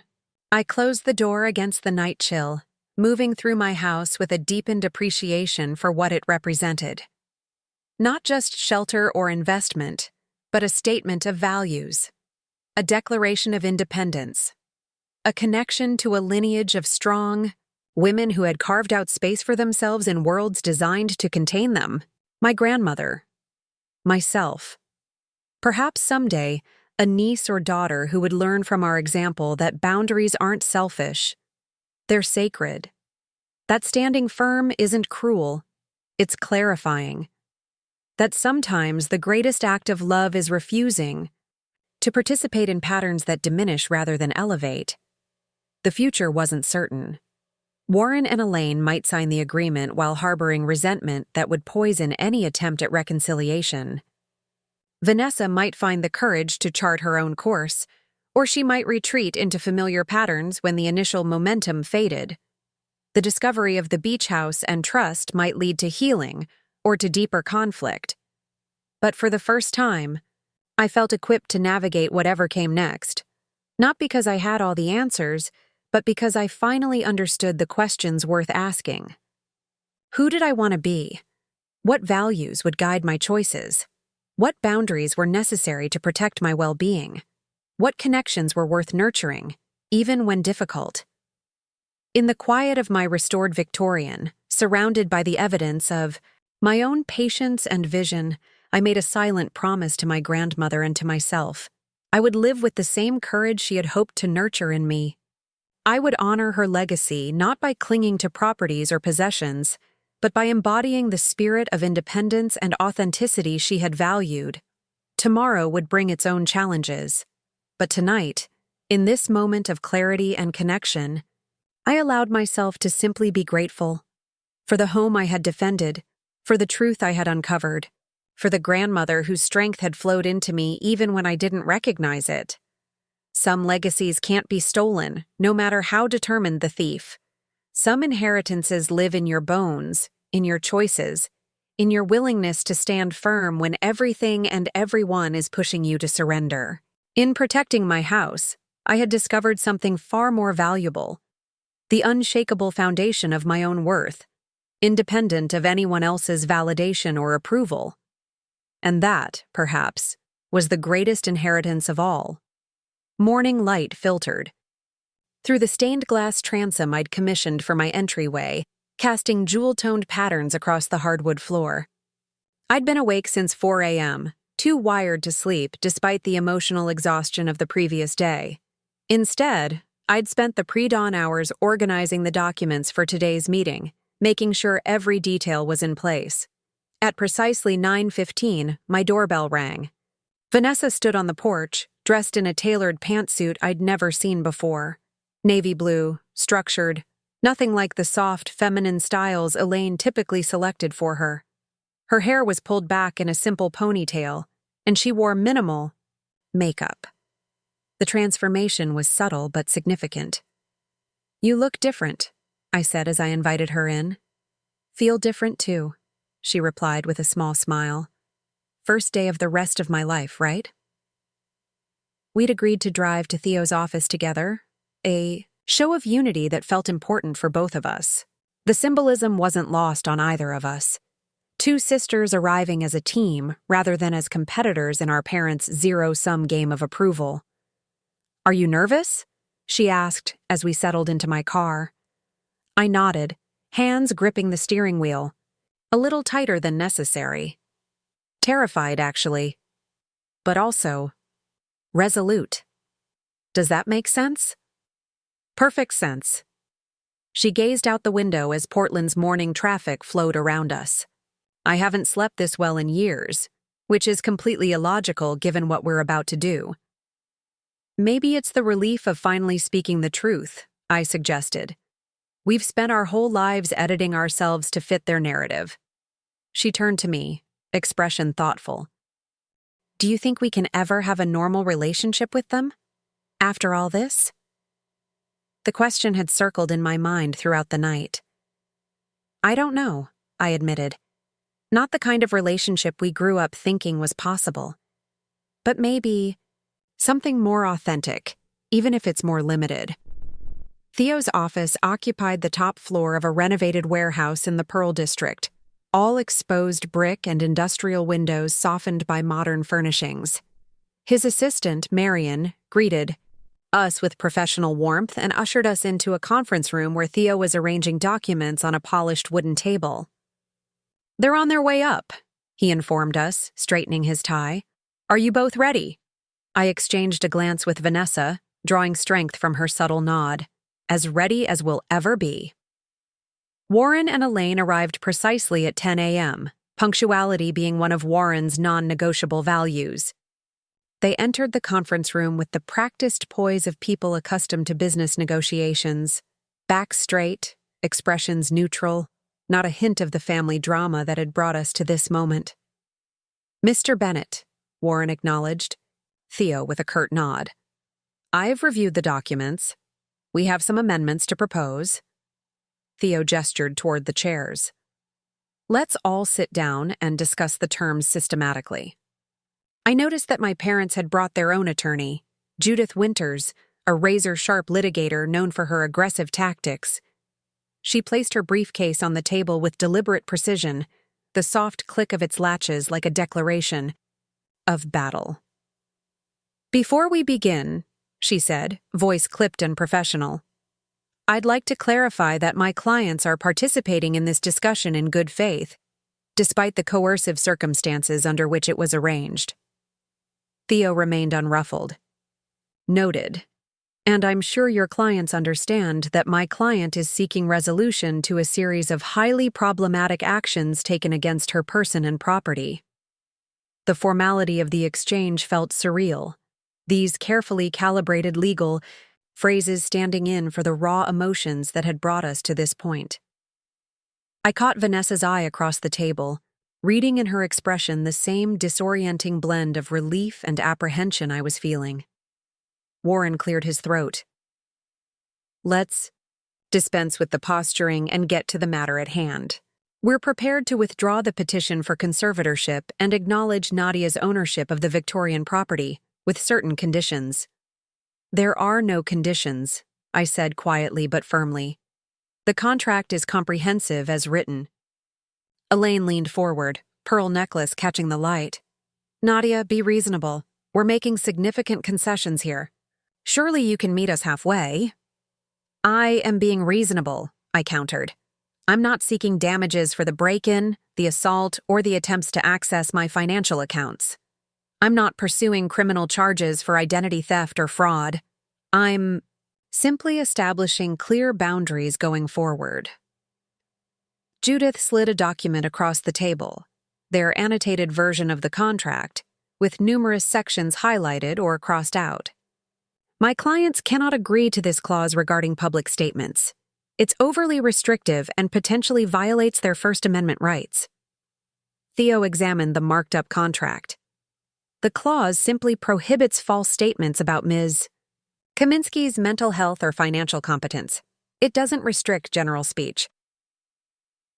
And this section about the beach house property is completely unacceptable, Judith continued, ignoring Theo's clarification. The Cannon Beach property has never been part of this discussion. I exchanged a glance with Theo, who nodded slightly. Permission. To take the lead. It's part of the discussion now, I said calmly. Along with the trust fund Grandma Rose established for Vanessa and me that was never distributed. Warren's composure slipped for a moment, a flash of genuine shock crossing his features before he recovered. What are you talking about? There is no trust fund. Actually, there is, Theo interjected, removing a folder from his briefcase. We've located the original trust documents established by Rose Kaminsky in 2007, along with records of the property purchase in Cannon Beach. Both were explicitly designated for her granddaughters upon her death. He slid copies across the table, bank statements, property records, and the trust agreement bearing my grandmother's distinctive signature. As executor of her estate, Mr. Kaminsky, you had a fiduciary duty to ensure these assets were distributed, according to her wishes. Instead, you appear to have deliberately concealed their existence. Elaine's hand moved to cover Warren's on the table, a gesture of support or restraint, I couldn't tell which. Her voice was tightly controlled when she spoke. This is ancient history. Rose died over 15 years ago. The statute of limitations doesn't apply to ongoing fraud, Theo finished smoothly. The concealment of these assets and the failure to execute the terms of the trust constitute continuing violations of fiduciary duty. Warren's jaw tightened, a muscle twitching visibly at his temple. This is a shakedown. You're exploiting a family disagreement to lay claim to assets that have nothing to do with the current situation. No, Vanessa said, her voice stronger than I'd ever heard it in our parents' presence. We're finally addressing the truth, all of it, not just what happened last week, but the patterns that have shaped our entire lives. Elaine turned to her, visibly stunned by this unexpected assertiveness. Vanessa, you don't understand what you're saying. These are complex financial matters. They're not complex at all, Vanessa interrupted. Grandma wanted Nadia and me to have certain things. You and Dad kept them for yourselves. It's actually very simple. The conference room fell silent. The weight of decades of manipulation suddenly laid bare in Vanessa's straightforward assessment. Warren stared at his younger daughter as though seeing her for the first time. This woman who had always been his ally, his perfect reflection, now aligning herself against him. This isn't about money, I said, breaking the tense silence. Or property. It's about honesty, respect, acknowledging that Vanessa and I are adults with the right to make our own choices, even when those choices don't align with your vision for us. Warren's expression hardened, the momentary vulnerability replaced by calculated strategy. And if we refuse, if we challenge these supposedly rediscovered trust documents, fight this in court for years, drain resources from all sides, then we all lose, I said simply. You lose the privacy you value so highly. We lose years to litigation and bitterness. No one walks away whole. Judith whispered something to Warren, who listened with a clenched jaw before nodding sharply. We'll need a moment to confer privately. Theo gestured toward a smaller meeting room across the hall. Take all the time you need. As my parents and their attorney left the conference room, silence descended. Not the tense, hostile silence of the confrontation, but a quieter, more contemplative hush. Vanessa released, a long breath, shoulders relaxing minutely. You did amazing, I told her quietly. She gave a small, tired smile. I just said what I've been thinking for years. It's strange how terrifying and liberating that feels at the same time. Theo gathered his notes, expression cautiously optimistic. They're cornered, and they know it. Warren won't risk the public exposure of a court battle, not with his reputation and business image at stake. What do you think they'll do? Vanessa asked. He considered for a moment. They'll make a counteroffer, try to preserve some control, save some face. The question is how much ground they're willing to concede. We didn't have to wait long to find out. 15 minutes later, Warren returned alone, a tactical choice. That didn't escape my notice. Without Elaine's emotional volatility or Judith's legal posturing, he could present himself as the reasonable patriarch seeking family harmony. We have a proposal, he said, taking his seat with deliberate calm. We will sign the agreement regarding the Victorian property and withdraw the petition immediately. We will acknowledge the existence of the Cannon Beach property and agree to transfer title to both of you as co-owners. He paused, the negotiator in him knowing the value of framing concessions as generosity. In exchange, we ask for 3 things. First, complete confidentiality regarding the trust and property matters. Second, continued family relationship, holidays, important events, maintaining at least the appearance of unity. Third, no further claims against any other family assets or properties. I glanced at Theo, who maintained a professional poker face, then at Vanessa, who gave an almost imperceptible nod. The first and third conditions are acceptable, I said carefully. The second requires clarification. We're not agreeing to pretend nothing happened. Any relationship moving forward needs to be based on genuine respect, not performance. Warren's expression remained impassive, but I detected a flicker of relief in his eyes. He'd expected outright rejection. What would that look like to you? Space, Vanessa answered before I could. Time to rebuild trust. No pressure or manipulation, no leveraging of financial support or family connections to control our choices.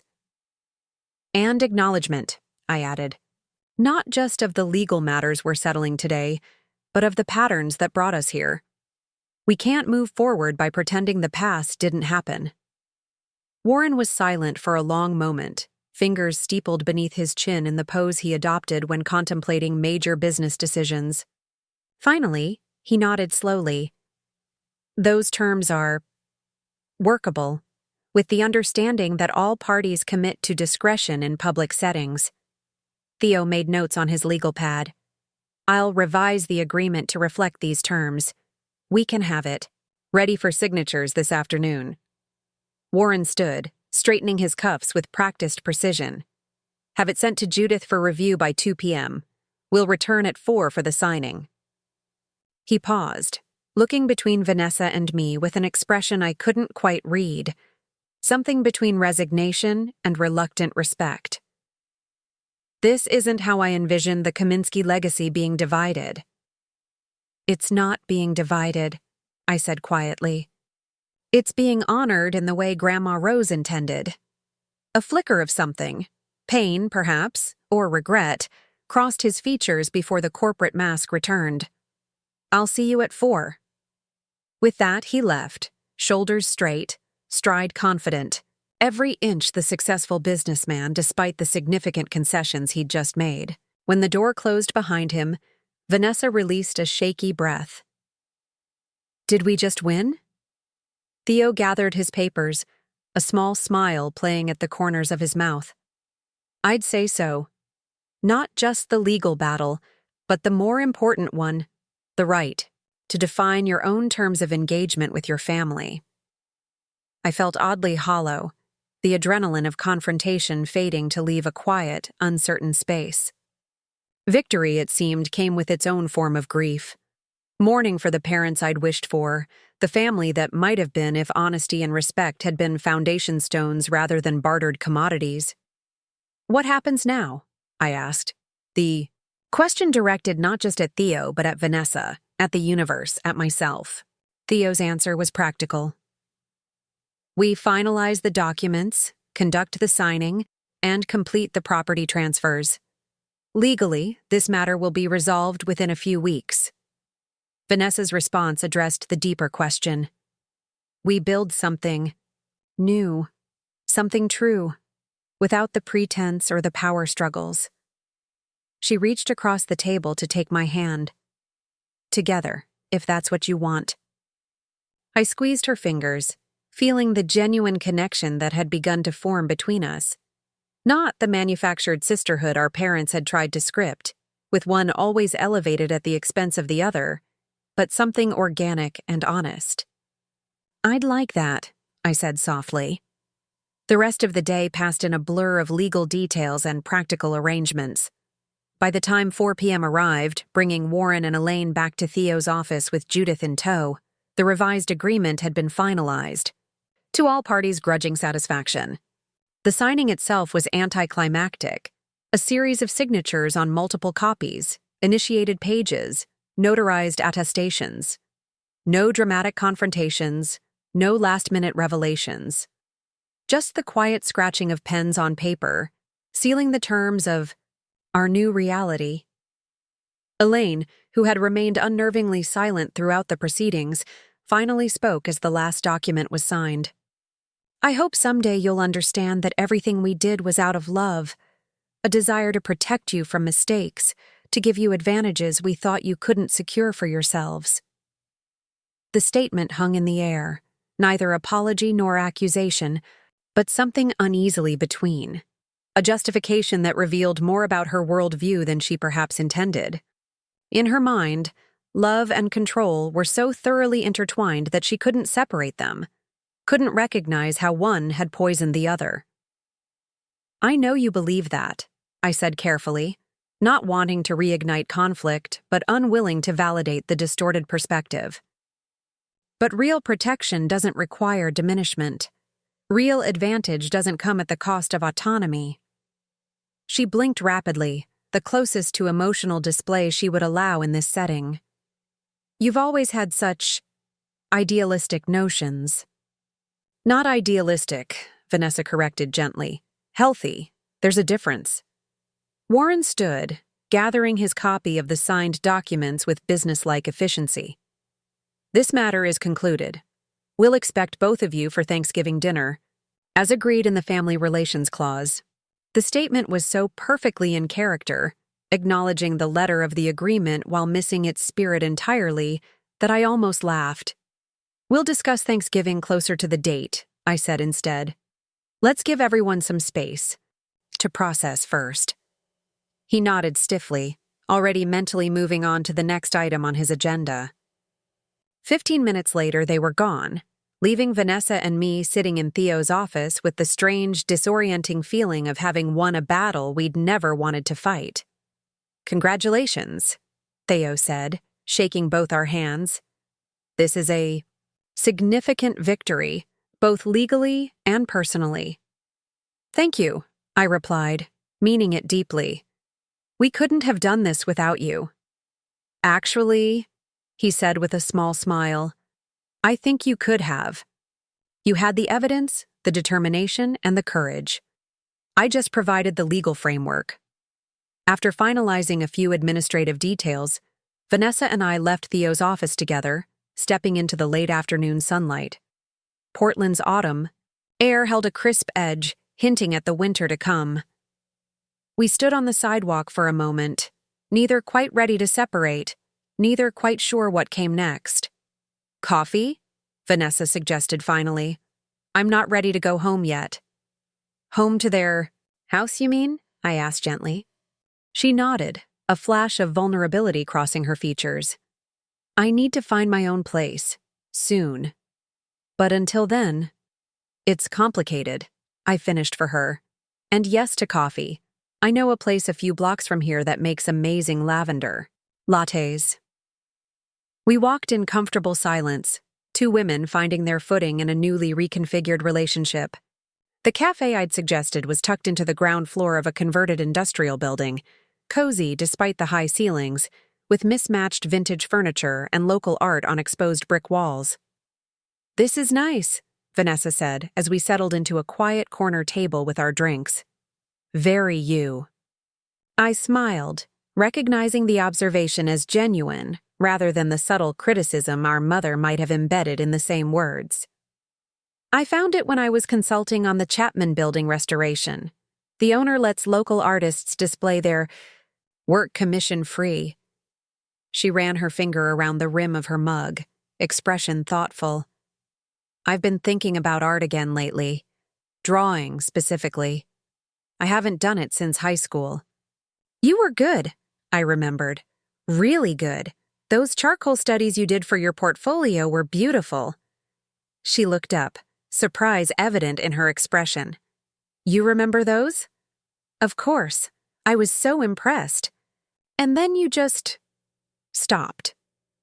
Dad said there was no future in it, she said quietly.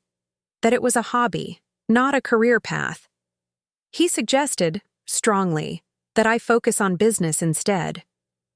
The familiar pattern, dreams redirected, authentic, interests sacrificed on the altar of practicality and parental approval.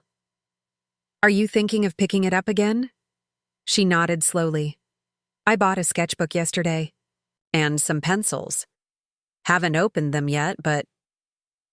She shrugged, a small, hopeful gesture. Maybe it's time to see what's still there. I'd love to see what you create, I said, meaning it deeply. When you're ready to share. Our conversation meandered after that, touching on lighter topics. A documentary Vanessa had watched recently, a new restaurant I'd been meaning to try, the early plans for the Cannon Beach property neither of us had yet seen. It felt tentative but genuine, the first threads of a relationship woven from choice rather than obligation. As afternoon faded, toward evening, Vanessa checked her phone and sighed. I should head back. Ethan's been texting. He wants to talk. About the wedding? I asked carefully. She nodded, expression resigned. About everything. I returned the ring this morning before coming to your place. He didn't take it well.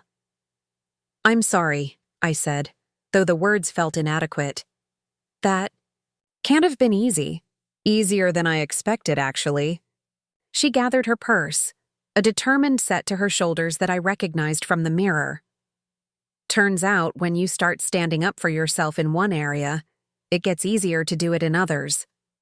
We hugged goodbye outside the cafe, a genuine embrace rather than the performative gestures we'd exchanged at family functions over the years. Call me if you need anything, I told her. Anytime. I will, she promised. And Nadia? Thank you for showing me what courage looks like. I watched her walk toward her car, struck by how differently I saw her now. Not as the perfect daughter cast in counterpoint to my rebelliousness, but as a woman finding her own voice after years of careful silence. There was strength in her I'd never fully recognized, partly because our parents' dynamic had trained us to see each other as competition rather than allies. Instead of heading home immediately, I found myself walking through the Pearl District as twilight settled over the city. My steps led me to the waterfront, where the Willamette River reflected the city lights in rippling patterns. I leaned against the railing, watching a tour boat glide beneath the bridges, its passengers clustered on the top deck despite the evening chill. My phone vibrated in my pocket, a text from Uncle Raymond. Heard the meeting went well. Proud of you both. The beach house has a wood shop in the garage. Thought you might like to know. I smiled, typing back. Thank you for everything. Wood shop sounds perfect. Planning to visit soon. As I slipped the phone back into my pocket, I felt a sense of expanding possibility, not just regarding the newly discovered property, but about life more broadly. The boundaries I'd established had created space for new connections, new explorations, new expressions of who I was beyond the narrow role I'd been assigned in the Kaminsky family drama. The Victorian would always be my first love, the project that had taught me my own capabilities. But now there was the beach house too.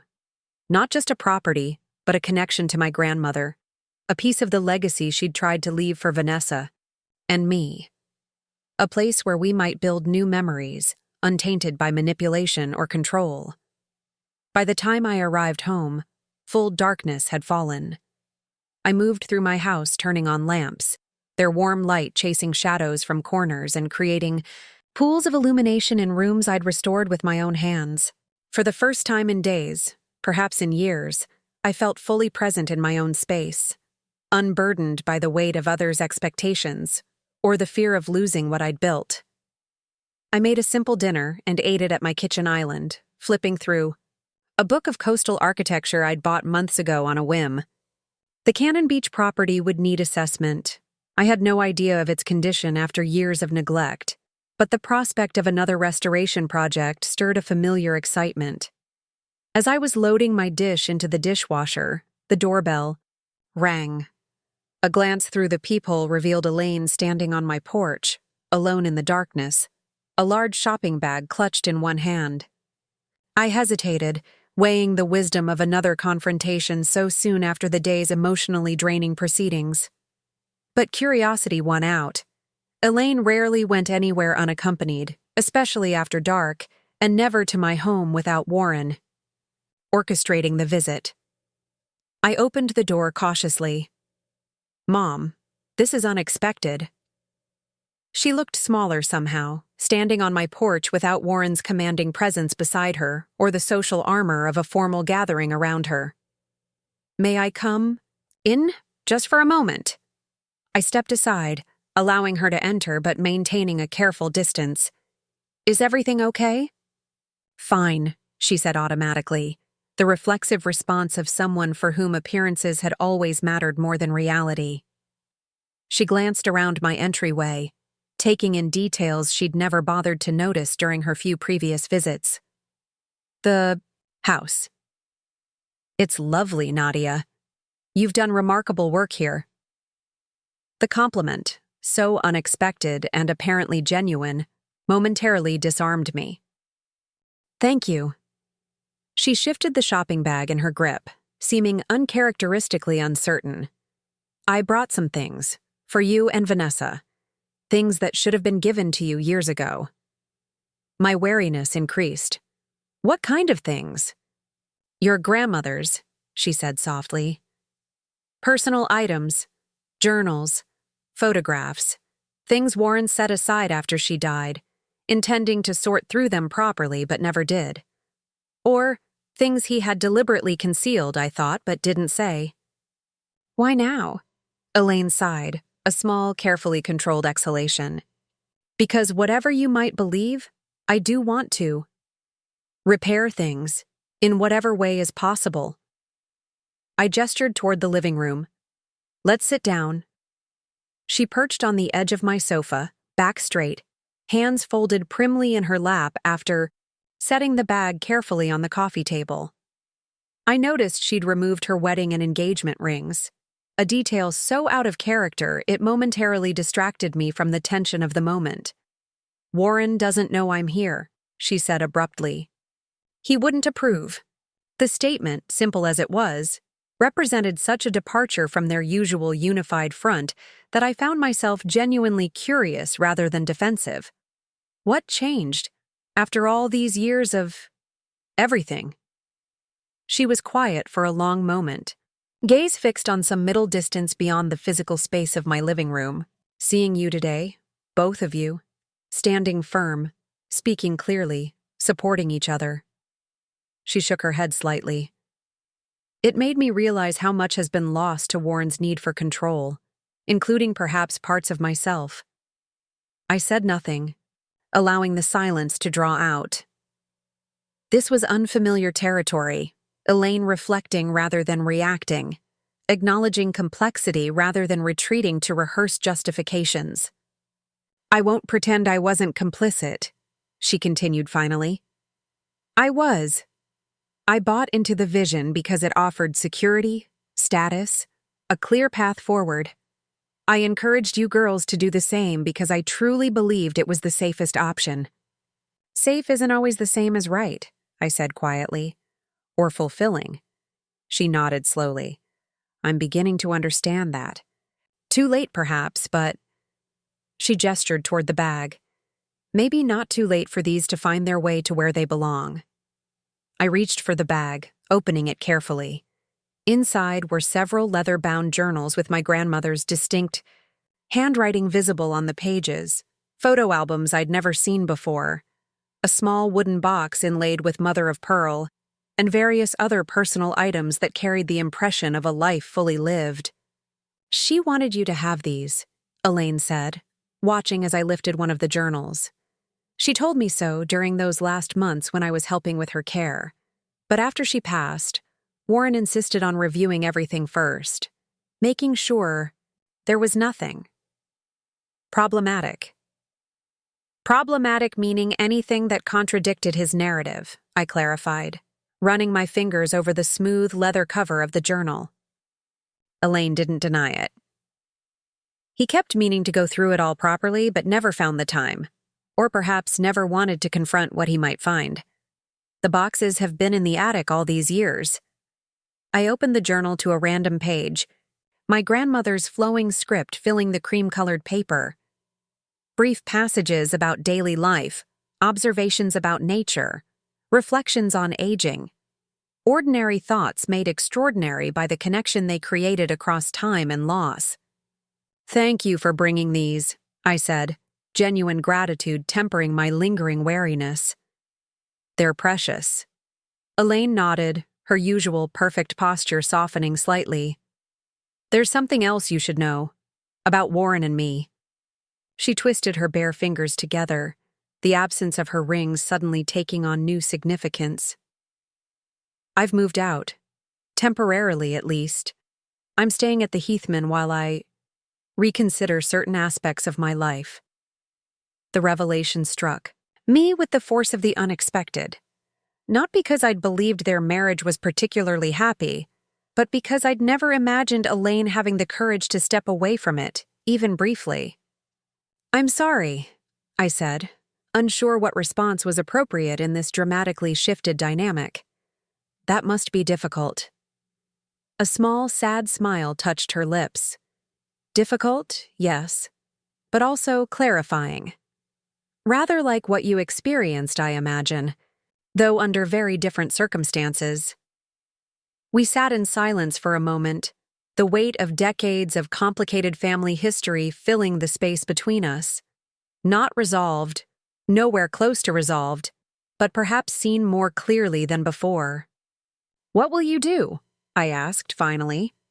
She sighed, smoothing an invisible wrinkle from her skirt. I don't know yet. Consider my options. Remember who I was before I became Mrs. Warren Kaminsky. She looked up, meeting my gaze directly. Perhaps get to know my daughters as the women they've become, rather than the daughters I thought they should be. It wasn't an apology, not explicitly. But from Elaine, who had spent a lifetime avoiding vulnerability, it represented a significant concession, an acknowledgement that the carefully constructed Kaminsky family narrative had fractured, beyond repair, requiring a new story to be written. I'd like that, I said cautiously.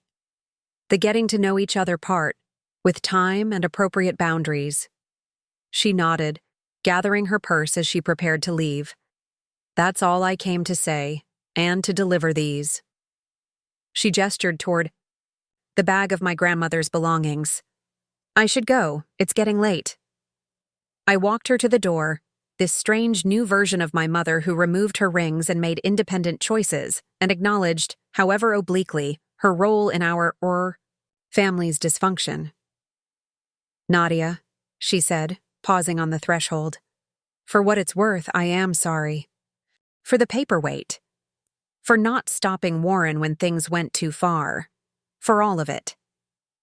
The words, insufficient as they were to address the scope of what had transpired, still represented more genuine accountability than I'd ever expected from Elaine. Thank you for saying that, I replied simply. After she left, I returned to the living room and the unexpected treasures she'd delivered. For hours, I lost myself in my grandmother's journals and photographs, discovering aspects of her life and personality that had been filtered out of the sanctioned family history. Her passion for local environmental causes, her wry observations about Portland's social hierarchies, her detailed sketches of native plants and architectural details. One entry, dated shortly before her final hospitalization, struck me with particular force. I worry for my granddaughters. Vanessa bends too easily to Warren's will, sacrificing her own joy for his approval. Nadia resists more openly, but at such cost to her spirit. I've tried to create a safety net for them. The trust, the beach property. Small compensations for the weight of expectations they carry. I hope someday they'll find their way to authentic lives, even if the path leads away from the Kaminsky name and all it represents. I closed the journal, tears blurring my vision. She had seen us clearly, had tried in her way to provide alternatives to the narrow path Warren had defined as success. And now, years after her death, her intentions were finally being fulfilled, not just in the legal transfer of properties, but in the more significant shift toward autonomy and truth that Vanessa and I had begun. Tomorrow would bring its own challenges, the practical details of the property transfers, the navigation of new boundaries with Warren and Elaine, the continued development of a genuine sister relationship with Vanessa, the exploration of what it meant to be a Kaminsky by blood, but not by blind adherence to Warren's definition of legacy. But tonight, surrounded by my grandmother's words and images, I felt a profound sense of continuity and purpose. I was not alone in my journey. I carried within me the strength of a woman who had built a business from her garage, who had valued independence enough to safeguard it for granddaughters she might never see grow up, who had recognized in me a kindred spirit long before I recognized it in myself. In protecting my home, I had discovered something far more valuable, a lineage of quiet resistance, of determined self-definition, of courage expressed not in grand gestures, but in daily choices to live authentically despite pressure to conform.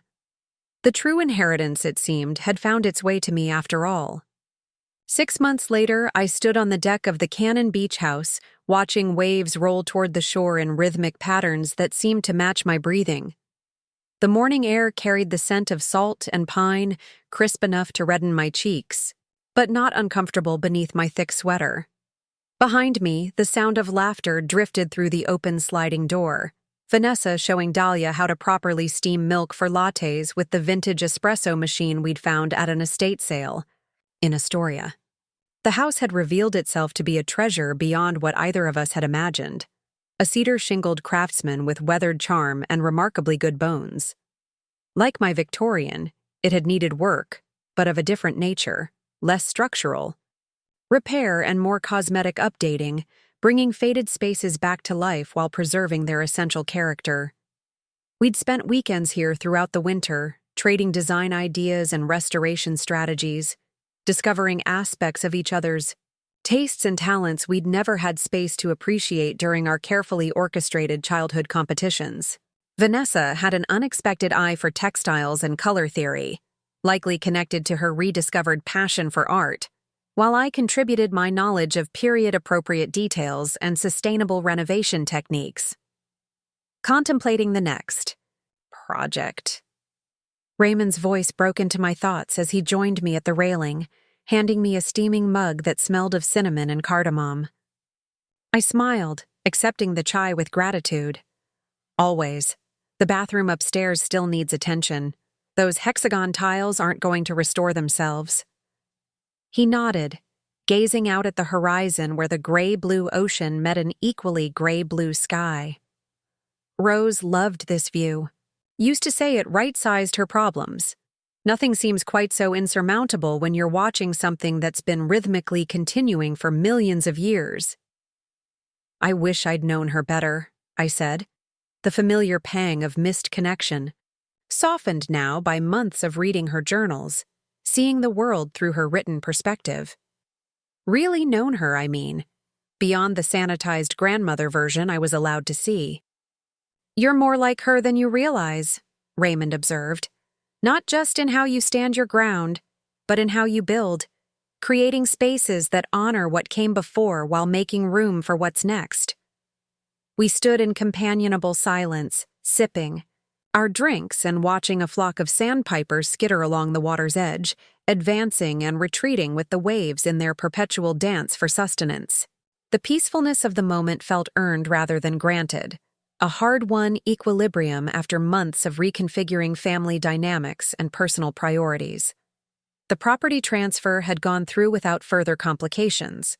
Warren apparently recognizing that further obstruction would only damage his carefully cultivated image. The Victorian remained solely mine, while Vanessa and I shared ownership of the beach house, an arrangement that felt right given its intended purpose as a gathering place for family in its healthiest sense. Marcus appeared in the doorway, holding up his phone. "Call for you, Nadia. It's your mother."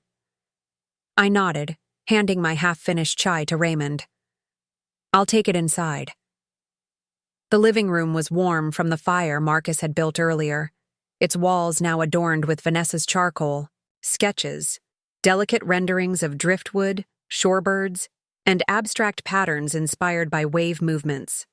She'd taken a leave of absence from Kaminsky Furnishings 3 months ago to enroll in art courses at Portland State, a decision that would have been unthinkable before our confrontation with our parents.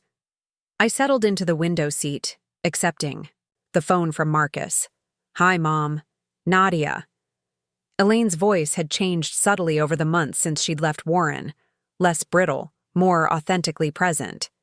"I hope I'm not interrupting your weekend." "Not at all. We're just having a lazy morning at the beach house. Vanessa is teaching Dahlia the finer points of coffee preparation." A soft laugh, still somewhat tentative. "That sounds lovely. How are the renovations coming along?" We chatted easily about practical matters, the new window installations, the garden planning for spring, the local craftsman who was repairing the original built-in cabinetry. 6 months ago, such a conversation would have been impossible, laden with judgments and veiled criticisms.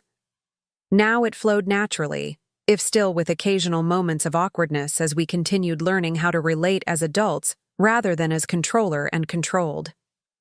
"I was calling about Easter," she said finally, moving to the purpose of her call. "I'd like to host a small dinner. Just family, you, Vanessa, Raymond, and Marcus if they're available. Nothing elaborate." The invitation was significant, not just in its content, but in its delivery. A request rather than an expectation, offered with room for refusal. "That sounds nice," I said, genuinely meaning it. "Where would this be?" "My new place," she replied, a hint of pride evident in her voice. "The condo in Pearl District. It's not large, but the dining area gets lovely afternoon light." Elaine's decision to make her separation from Warren permanent had surprised everyone, including perhaps herself.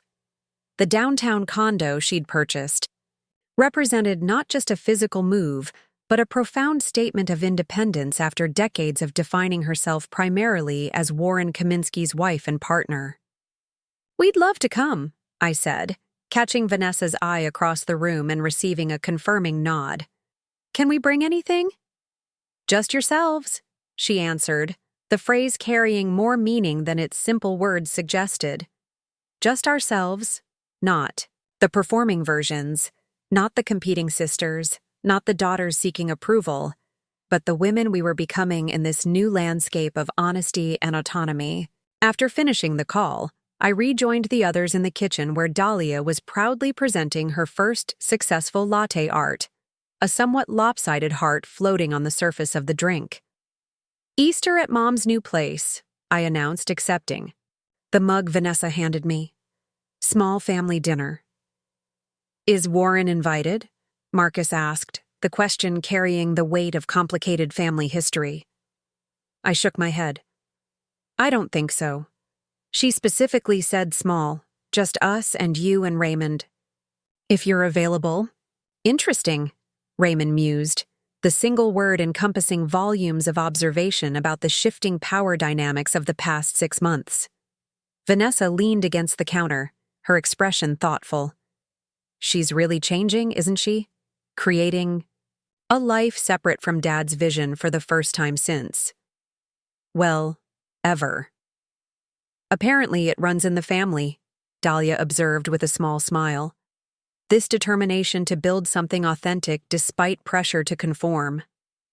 The observation struck me as profoundly true, a genetic inheritance more significant than any property or business holding.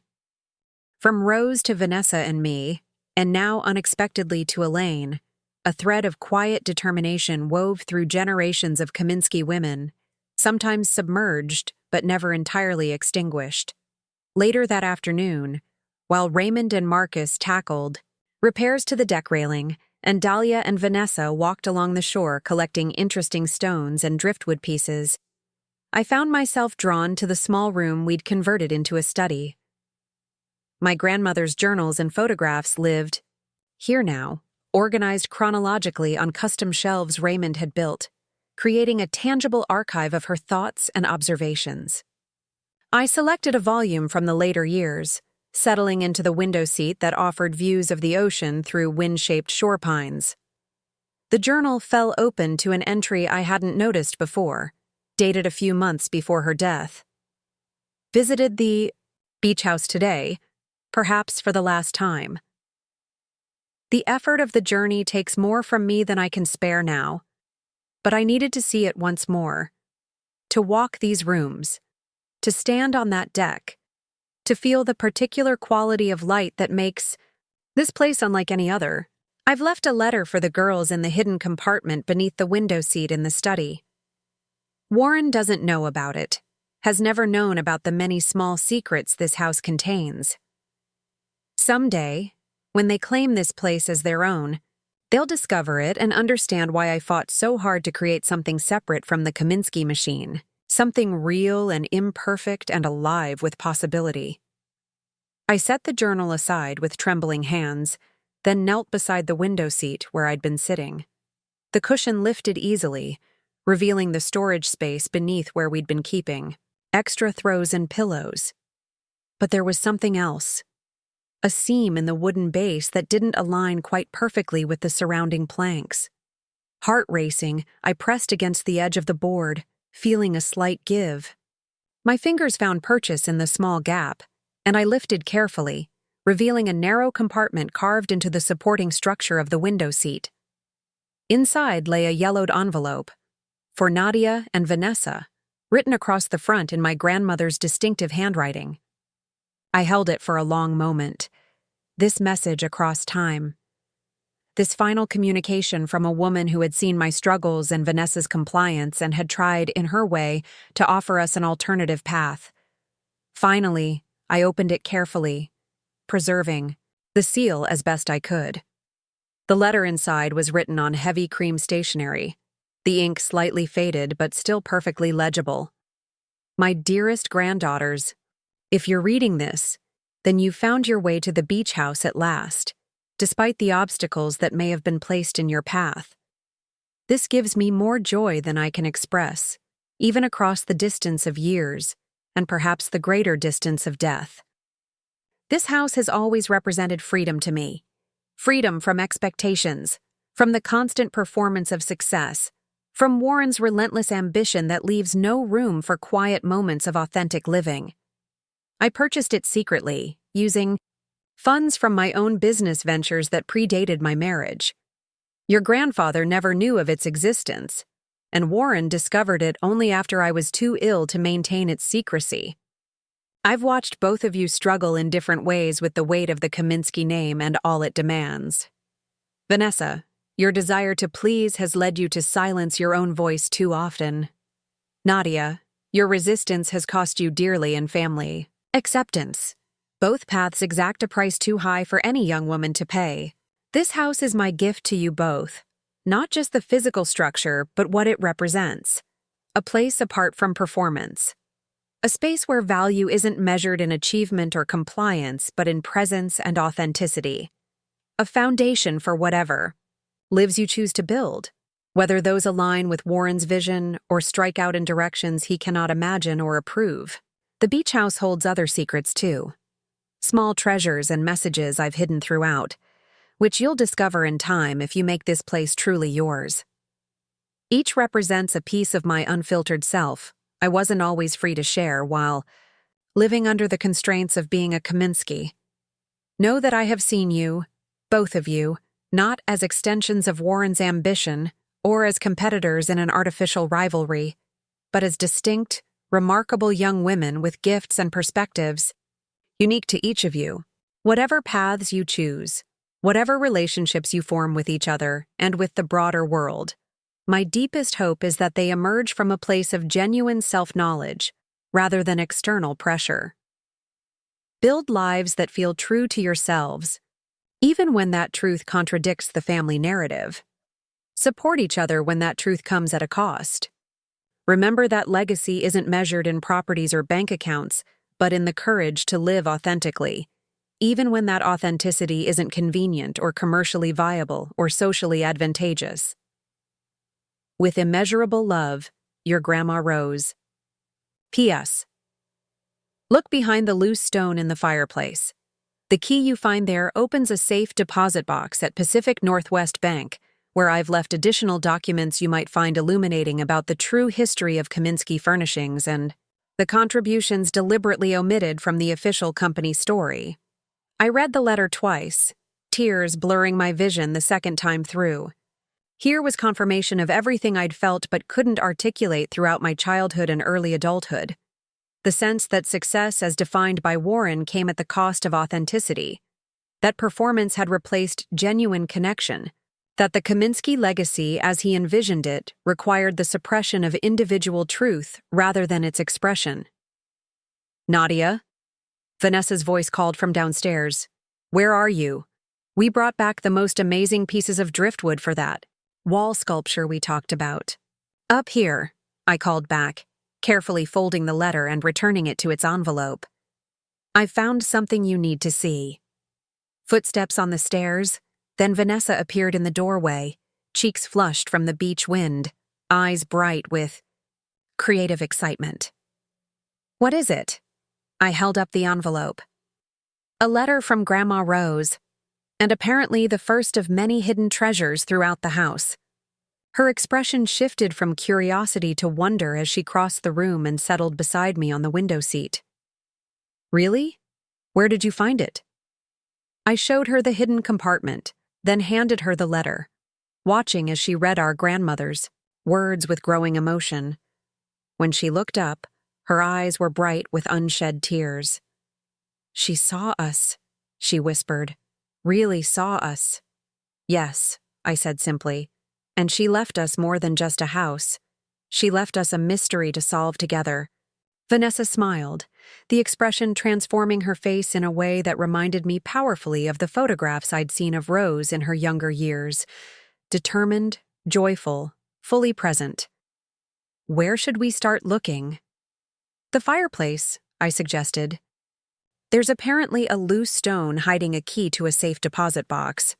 Her smile widened. Of course there is. Grandma wouldn't make it too easy, would she?